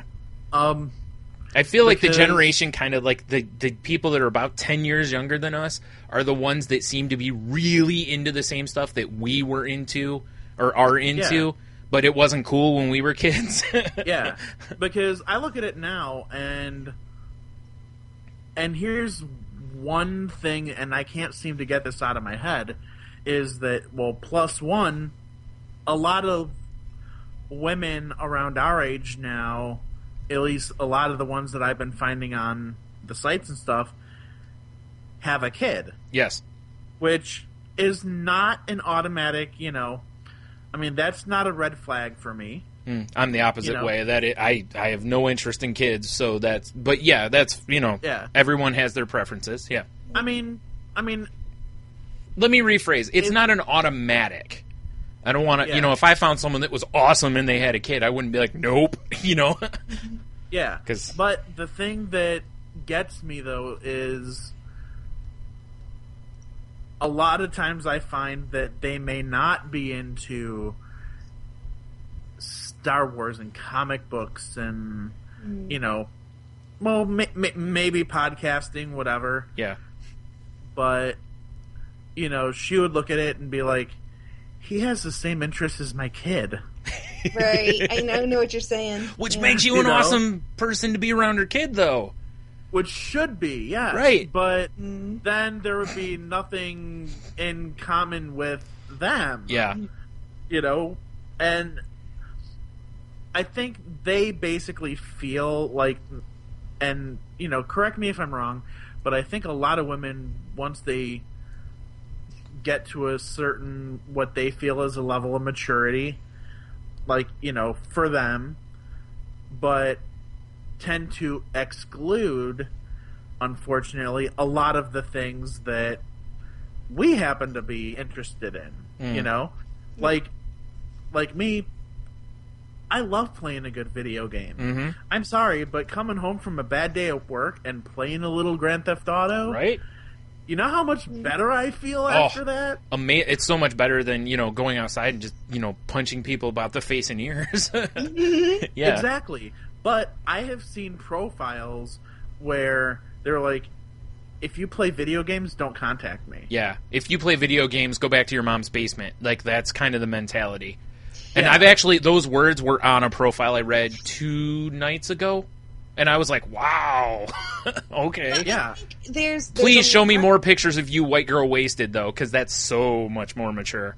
I think there's a combination of things going on there. I think one is women are afraid of getting into a relationship with a man-child. Yes. And there's a difference between a guy that enjoys doing things that like video games and comic books and stuff like that, and a man-child. Yeah.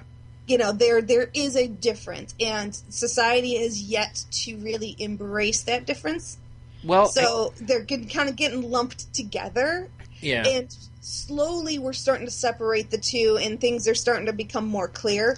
But for women, especially in dating, they're kind of behind the scenes, behind the times, I should say, and catching up to that. Well, that's why I have seen, and I know part of it for me is, and it's a hard thing to shake, but again, we're from the generation of Patton Oswalt's article that he did for Wired, kind of talking about how as geeks we kind of resent the new geeks because they accept everybody.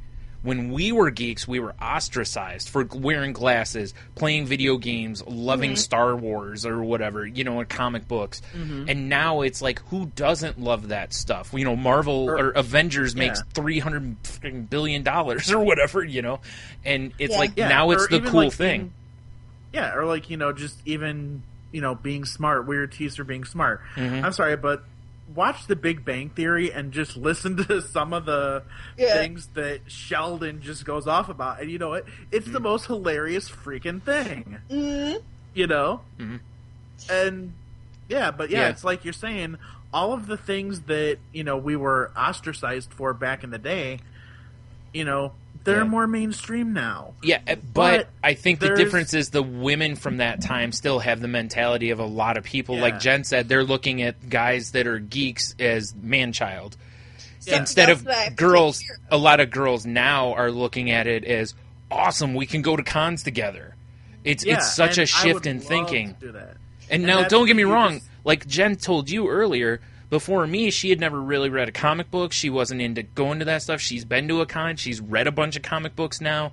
She appreciates that stuff in a way she didn't before, and that's awesome. I love the fact that door got opened to her. Tony's wife, Jeannie, was never a comic book person, but now on their bookshelf with their, actual literature, you see Sandman, Why the Last Man. It's like, Milk and Cheese is on there too, but anyway. Yeah, and she was on an episode of Gotham Lights. Yeah, see? That's awesome. And we love when that happens. And a lot of women will do that because they go, this stuff's actually really cool, when you start getting into it. And the passion behind it's awesome. But I hate that when I'm doing the dating profile stuff, like, I still feel like I don't want to put all that on Front Street. You know what I mean? That I'm a geek, that I love comic books, that I love... Because, you picture, you read, it's like, wow, loves comic books, video games... Yeah, I actually did kind of put some of that up on mine. I have too. I actually let me pull this up because I did put myself in that I am a huge geek. In fact, let's see Yeah, because basically what happens with me is it. Oh, sorry. Go ahead. It says the what I'm doing with my life section. Yeah. I let them know, hey, I work with computers. I do a podcast. I'm a huge nerd. I'm like, I'm working on writing a book. I occasionally blog for this, and I was like, yeah. Embrace it. It's a part. I have to put it there. Yeah, that was it's who you are. And there's nothing wrong. In fact, you need to be proud of that and confident in that because that's awesome. That's who you are. See, and the other problem I've run into, I was talking with a woman about a month ago, and in her profile pic, she's got a Batgirl T-shirt on and all this stuff, and I'm like, cool, you're into you into comics and stuff, and she's like, oh yeah, I like Batman. And as we got to talking, I was like, she's really not. She's a poser. Yeah, I don't even want to do that because again, we come from that generation where that's what, as geeks, that's what we did. Is if someone kind of is that outside fan, we're like, poser, kind of a thing. And, Sure. Now it's, so I don't want to be that guy, but at the same time, I'm like, maybe if we're together, I can show you why Batman's awesome, and you actually really get into the character or comics. But at the same time, I'm kind of like, yeah, you're doing it because it's cool. You're doing it because Old Navy sold the T-shirt. That's it. Well, and then go back to what you were saying earlier, Clint, about women kind of shying away from that type of stuff is, well, the first one, we talked about the whole man-child having to take care of somebody versus having a partner. But I think the other aspect is, as women, we are often thought of, especially because of women's lib and stuff like that, and we need to be independent and stuff, we have a tendency of taking ourselves too seriously. Mm-hmm. Mm-hmm. So we don't afford ourselves the ability to relax and to truly take in comic books. Well, and take in some of the more fantasy types aspects of our society. Women also were not embraced by the industry in those days. Let's put that out there. I want to be 100% fair with that. Yeah. Whereas now you look at like what Marvel is doing, where they're trying to put characters of different races and sexual orientations and whatnot in their books, so that pretty much anybody can pick up some Marvel book and identify with a character, and DC kind of, I think Marvel's doing a better job, but and women didn't even always have. Of course, and I want to use even now. Granted, this is an extreme, but with Ant-Man comics, look at how Hank Pym treated his wife. Yeah, very poorly. Let's just leave it at that. Yeah, right. But. And if you look at a lot of stereotypes that are out there even to this day, it's the man has more freedom. Mm-hmm. The woman's job is to keep the house together. Yeah. Her job is to make sure everything works, everything sticks together. Yeah. So she's taking care of the kids, she's doing the dishes, she's cleaning the house and stuff like that, and she's working. So all of these, granted, they are stereotypes, and I can't say that even bigger. They are stereotypes, and just like on TV, you got the dumb man that can't do anything, and the woman's responsible for the world, right? It's that. Meanwhile, that's generally nowhere near accurate. Right. It's usually it was usually a little closer to 50-50, that both parties can be bumbling idiots and are good at certain aspects. That's why people pair well together. Exactly. Yeah. But that's the other thing that especially single moms and stuff, they have a hard time. Again, they take themselves too seriously because they have a hard time breaking free from that feeling of I am the sole person that can hold this because world they've had together. to be. Yeah, exactly. Because they have to be. And that was, I was kind of going to point that out, is that, of course, going into this, you never know, because maybe maybe she had an ex-husband, or her baby daddy was a man-child, and that's why she kicked him to the curb, is, because she doesn't want that again. And that's understandable. Mm-hmm. But what stinks is that, when I approach somebody that's 10 years younger than me, it's hard to do that without feeling like I'm the old guy at the concert. Sure. Yep. And that sucks a lot, because it makes me not want to do that. And now, again, I understand, cognitive distortion there. It's, that's what that is. That's me projecting. That's mind reading other people. But at the same time, it's like, okay, say I find somebody who's 27, 28 years old, a lot of that group, a lot of their interests are not going to line up with mine. Some of it will. So, you know what I mean? It's hard to, you don't know that stuff. So it makes it, like, because of that, what happens is I find somebody that I think is awesome, and my anxiety and stuff really ramps up, and it makes it to where I don't want to contact them, because, again, I don't want to be the creep on the internet that's the, hey girl, you're beautiful, roses, I don't want to be that guy, so it's like, I so, and don't get me wrong, I know I'm not that guy, but it's still, I have a hard time overcoming that to send that message. I think you have 100% right. It's the cognitive distortion. Yeah. Because I firmly believe that you are who you are. Yeah. And if you're not the creep guy, Mm-hmm. you're not going to be the creep guy. Right. But in my head, I'm like, and this isn't just here. This carries over to Twitter, to Instagram, Absolutely. anything. Absolutely. I very much don't comment on many people's pictures or different stuff because I am so terrified. Because honestly, it annoys the hell out of me when I look at the way guys respond to women at times. Like, I'm going, like, stop it. You're making it worse for all of the rest of us. But I don't want to be that guy. So I'm so afraid of it that it paralyzes me because I think about it too much. And then I'm like, I'll just not do it.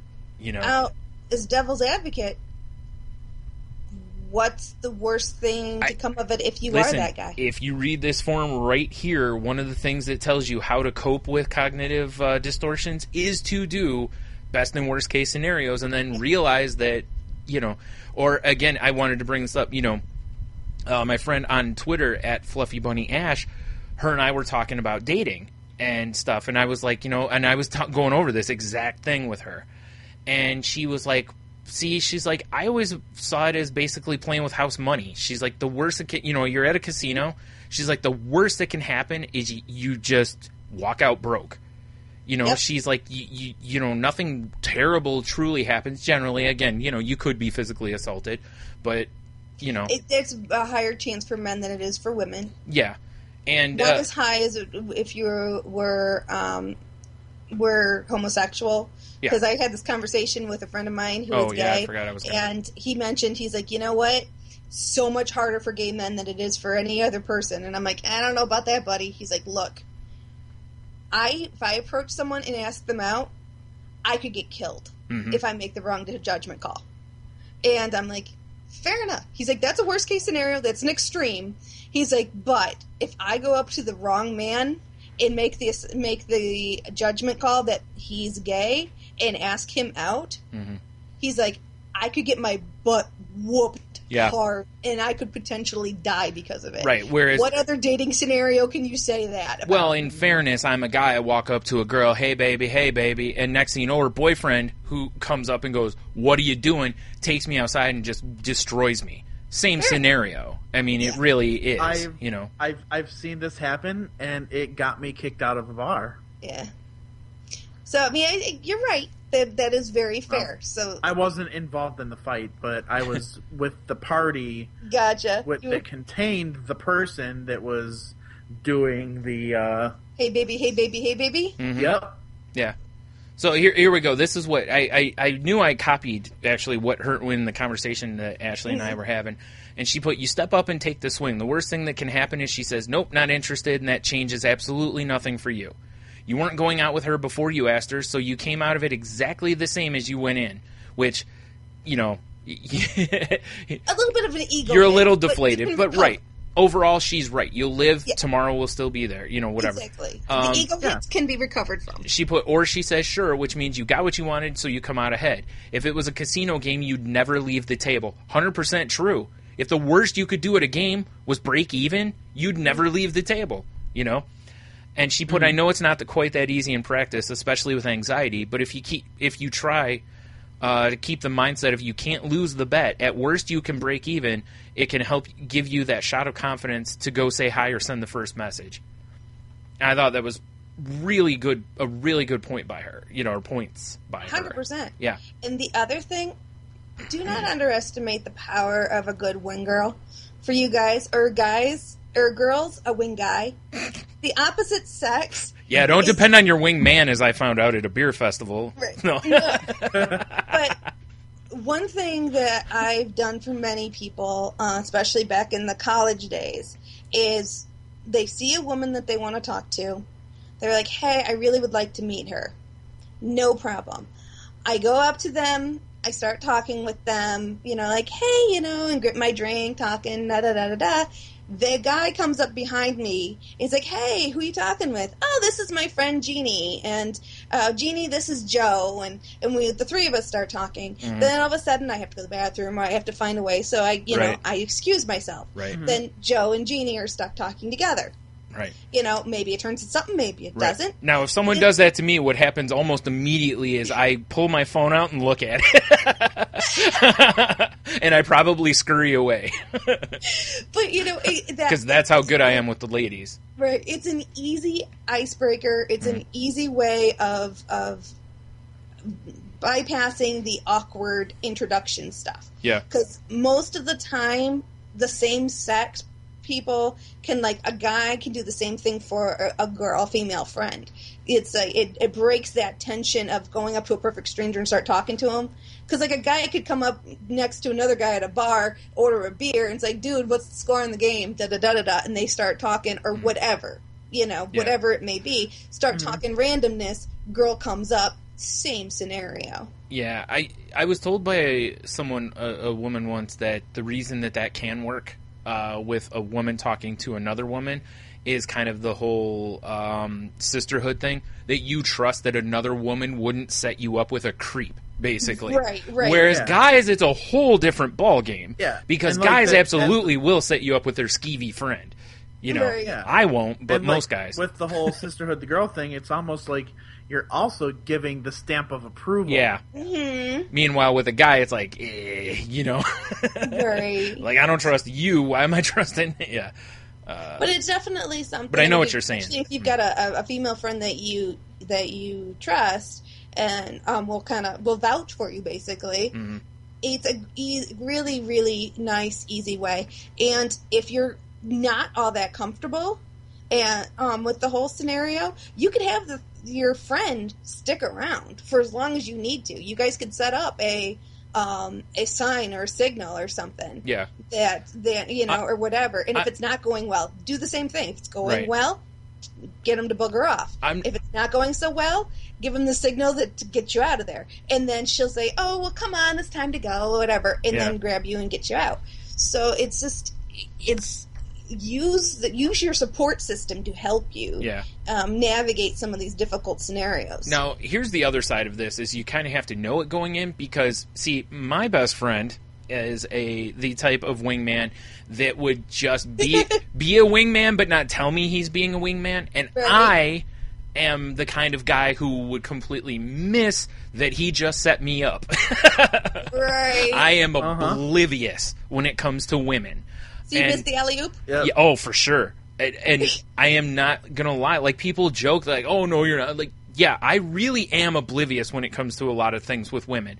I just don't notice because for years now I've just assumed that they aren't. Yes. Or I was in a long-term relationship to where I didn't really care. So, and it's, again, the cognitive distance or whatever. Yes. That I can't say the word. But cognitive distortion. Yes, cognitive distortion. Yes. You automatically are assuming that there's no way anyone would be interested in you, so you're not even paying attention to when they are giving the signals that they are. I want to cite Louis C.K. again right here with this, because he talks about how men coming out of divorce at like 40 and how women have basically set you up to be useless for anyone else afterwards. It's awesome. Anyway. Yep. But that's the thing, is that because I did the same thing when before I started dating you, Brian, especially in high school and stuff. A guy to ask me out would literally have to come to me and say, "I like you. I want to date you. Yeah. Will you go out with me?" Because if they are not that in your face blunt with it, I had no clue whatsoever. My first girlfriend in high school broke up with the guy she was with because she knew there was no way I would ask her out while she's with another guy, because that's not how I roll. Right. So she broke up with dude. I got a phone call from a friend that says, "Hey, she's single," and I was like, "Cool." The next day at school, she handed me a note that said, "Yes, I'll go out with you." I never asked her out. And I believe... Or apparently somewhere I did, and I still don't know where I did. And I believe I made the first move with you, and I said, "Hey," we were both drinking, and I said, "Hey, if you ever want to hang out, yeah, you just did. The two of us, let me know. Yeah. So again, I pretty much asked you out. Yeah, So you didn't like I get said, me. I'm oblivious. Apparently, unless women approach me, I can't get dates. That's how it works now. So I'm going to have to just put that in my profile. Like, I have no idea when. Yeah. It's like with my ex-girlfriend Brittany. We worked at Taco Bell together, and we lived just a couple blocks away from each other. And she would, a lot of times, she and I had the same shift, and she would offer to pick me up. And Yeah.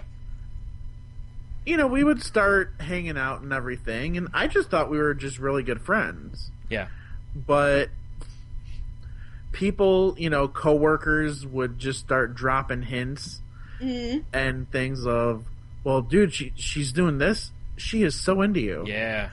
Or we would go and pick up our paychecks together, and then we would go and, I have to ask spend you our a quick paychecks question. together.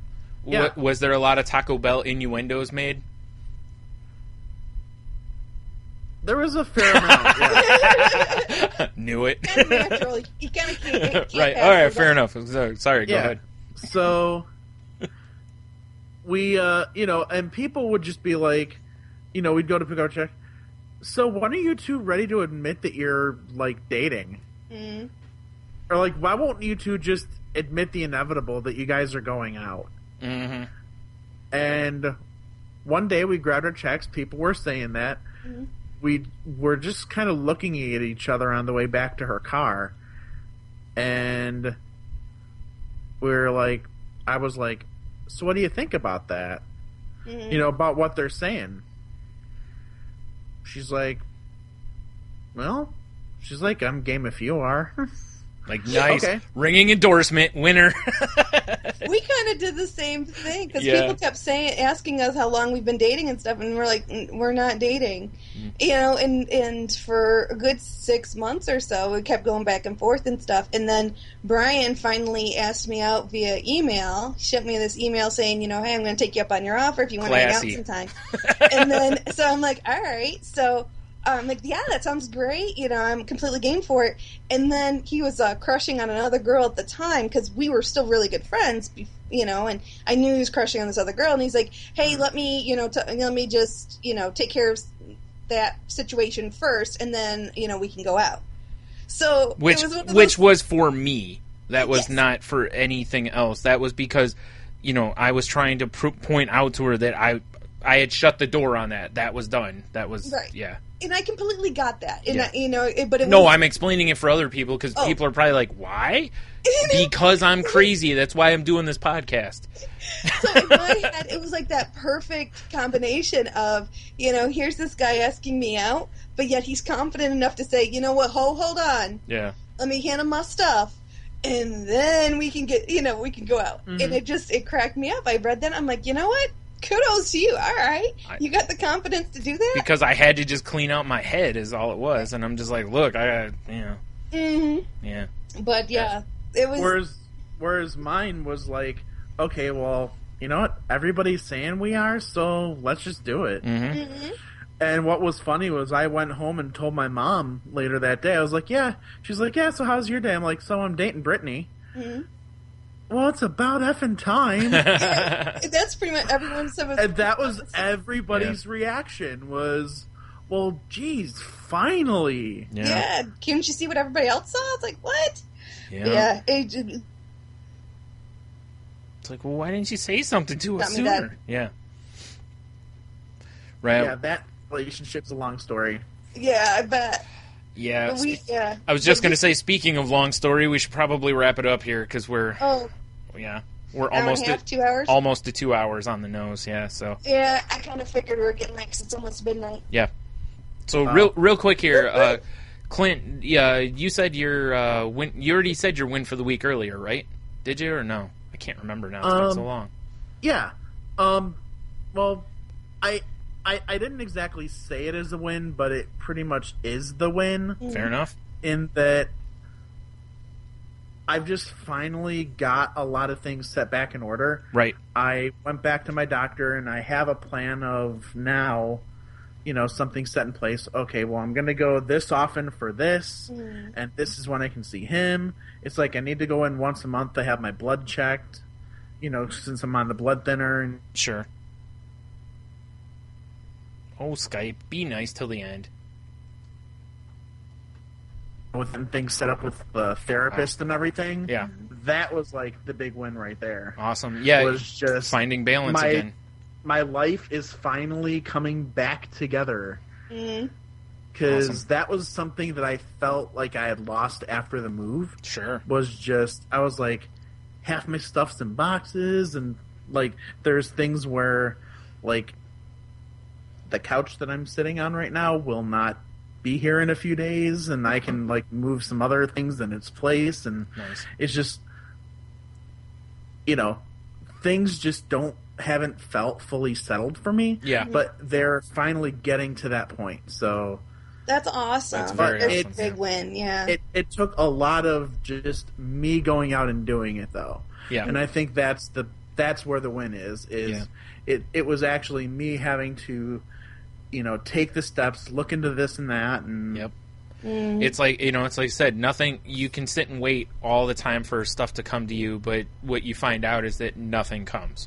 Like, you have to initiate somewhere in the process, you have to do some work on yourself. I mean, I've got worksheets I'm supposed to do before I go back to therapy. The last thing, I'm a narcissist, but the last thing I want to do is sit and do a write-up about myself.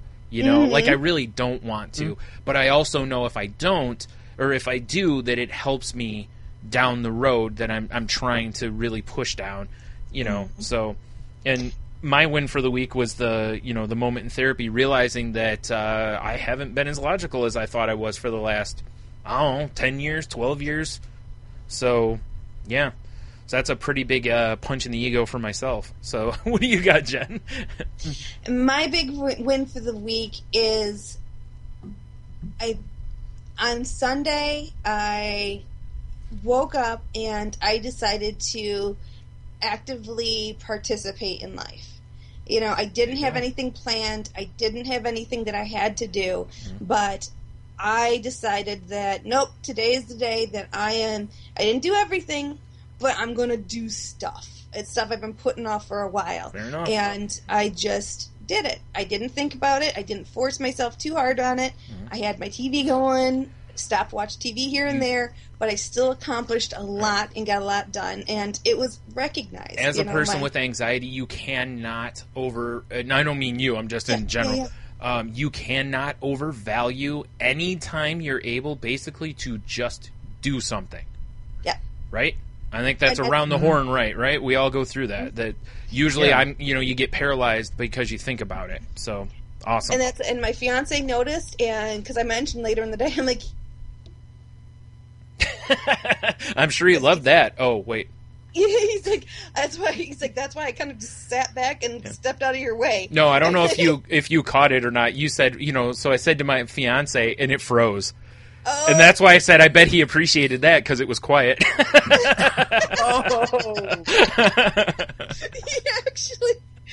actually did say something along those lines about, because I was telling him a story, and he's like, "You do realize you've told me this?" And I started laughing. I'm like, "Why didn't you stop me earlier?" He's like, "Well, I don't want to be rude." I'm like, "Okay, we're going to be going into like 20, 30 some years together. You kind of have to tell me when you've heard one of my stories before." You should keep in mind what that story is and just drop it in there about once a week. Right. Just start telling him over and over. Change it a little bit each time. Like, just change something really minor. Like, if there's someone's name in it, maybe change their name. Like, if Lauren was in it, say Laurel instead. And just see if he notices. See if he's picking up on it. Yeah. Yeah, or just change a little bit of, like, if you mention clothing, like, what you were wearing. Yes. Instead of, like, a pink blouse, it was, like, a blue t-shirt. Right. Right. Be like a game of telephone with yourself, So I'm not even 2 years into it, and we're already, he's already tired of hearing my same stories. Nice. It's going to be a long journey. Oh, wait. So, all right. Well, you want to do your bit here? Well, actually, first, let's say this. Thanks to Clint for joining us. Yes. It was awesome. We'll have to have you back down the road. Having me on. Yep. And Clint, plug your wares, sir. Where are you? Where can people find you? Yeah, all your dating Oh, wait. Yeah, what's your dating profile? Yeah. They want to hear your sexy voice. Where are you at? You can look up Wookie77 on OkCupid. No, that is actually my profile name. There you go, folks. All you single ladies, hey! You know, Clint, in the event that you ever switch teams, you already have a Grindr name now, too. Oh, God. There you go.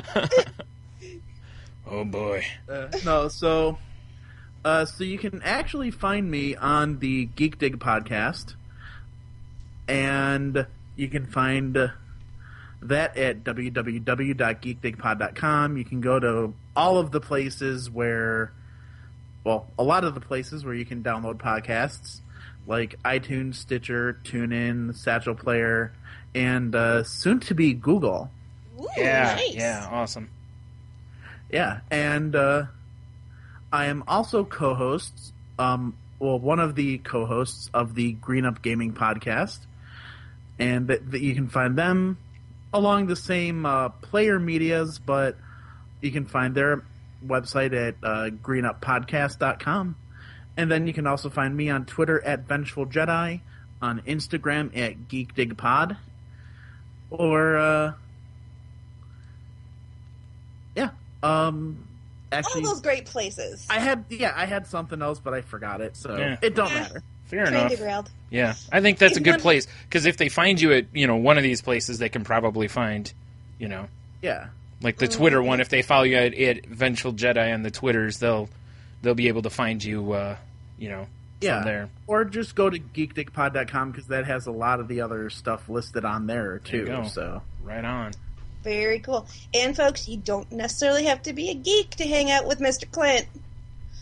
this So, is true. Mm-hmm. This is true. So, check out his podcast. Contact him via Twitter. Great guy all around, as you've heard on this podcast today. I hear the best episode of his show is one with some guy named Bryan on it. Awesome.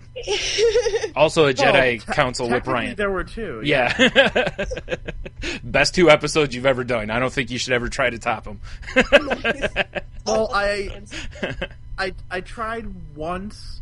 I had some guy named Tony on. No. Nope. Yeah, it just wasn't the same. Right. He's right out. Forget that guy. See, I was mesmerized by the power of the beard, but Yeah. I didn't. I was. See, the thing was, he didn't wear his pretty princess tiara. Mm-hmm.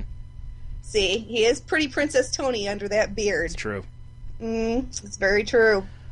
So if you want to continue the conversation with me, you can reach me on Twitter at Jen's Crazy Life. You can also reach the podcast at Crazy Life Podcast at Weebly.com or the Crazy... No, I said that completely wrong. No, you were starting it right. Yep, the Crazy Life Podcast .weebly.com. Crazy Life Podcast at Outlook.com for emails. And Brian, for you, dear. You can also reach out to the show or find out when we post new episodes. Well, first of all, by subscribing to the show. You should be doing that anyway. But you can also find it on Twitter at the Crazy Life Pod. You can find me on Twitter at Stunami. You can find my other podcast, Salty Language, at saltylanguage.com. Or on Twitter at salty_language. And now the fun disclaimer, as always, we're not therapists, trained professionals, doctors, smart, or, anything of that kind. We're just 3 people sharing our adventures and whatnot through, well, this time dating. If you do need help, please go get it. If you've been listening, you can tell I'm having an aha moment every time I'm walking into therapy. Clint's feeling better because he's back into therapy. Jen won't listen to me and go back to therapy, but whatever. But please find help if you need it. If money's an issue, check out your Department of Human Services, or just go online, type in whatever city you live in and mental health, and usually there's programs, there's probably something that can help you out. And most insurances cover most mental health things now. I think they actually have to, but don't quote me on that. If you are in a bad way and you're thinking about suicide, please, please, please don't do that. Reach out if you just need someone to talk to. Reach out to one of us, or call the suicide hotline number, or just call a friend of yours if you need to and just tell them, hey, I need you, and there you go. Hopefully they'll listen. If not, call the suicide hotline number. Absolutely. And one last thing before you wrap up, Brian. I just want to do a shout out to Mr. D, who's been talking with us off and on Twitter. Just want to let you know that I've been thinking about you and your family, and I'm hoping everything's going well with you. And lots of thoughts and lots of good vibes going your way, buddy. So go ahead, Brian. Wrap it up. That I already did. No. You got to wrap it up. Oh, you want me to finish the show too? Yes. I don't even remember how you usually do this. I'm usually not paying attention. You start it, you get to finish. Yeah, I don't remember. So I guess we will talk to you guys next week. I don't remember. Be happy, be positive. Claim your wins. Claim your wins. I don't remember what else, but yeah, we'll talk to you next week. Thank you, Hanno. Oh, yeah, you're right. I got to say that. The intro music was done by our friend Henno. You can find him on Twitter at @IdaHenno. And, with that. Oh, no. Angela's Awesome Podcast. We didn't mention it once this time. You just did. So that's enough. This is what happens when I run the show, dang it. We run a tight 2-hour ship here, or 2-hour and 10-minute ship. All right, folks, thanks a lot. We'll talk to you next time.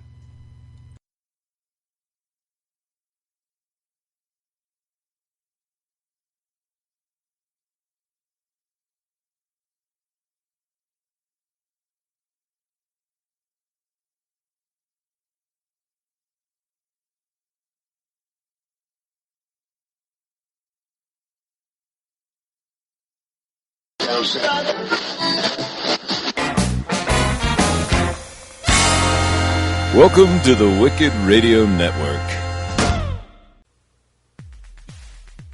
Aw, yeah. Let's get this party started up in here. Whoop, whoop. Hey, this is Mark.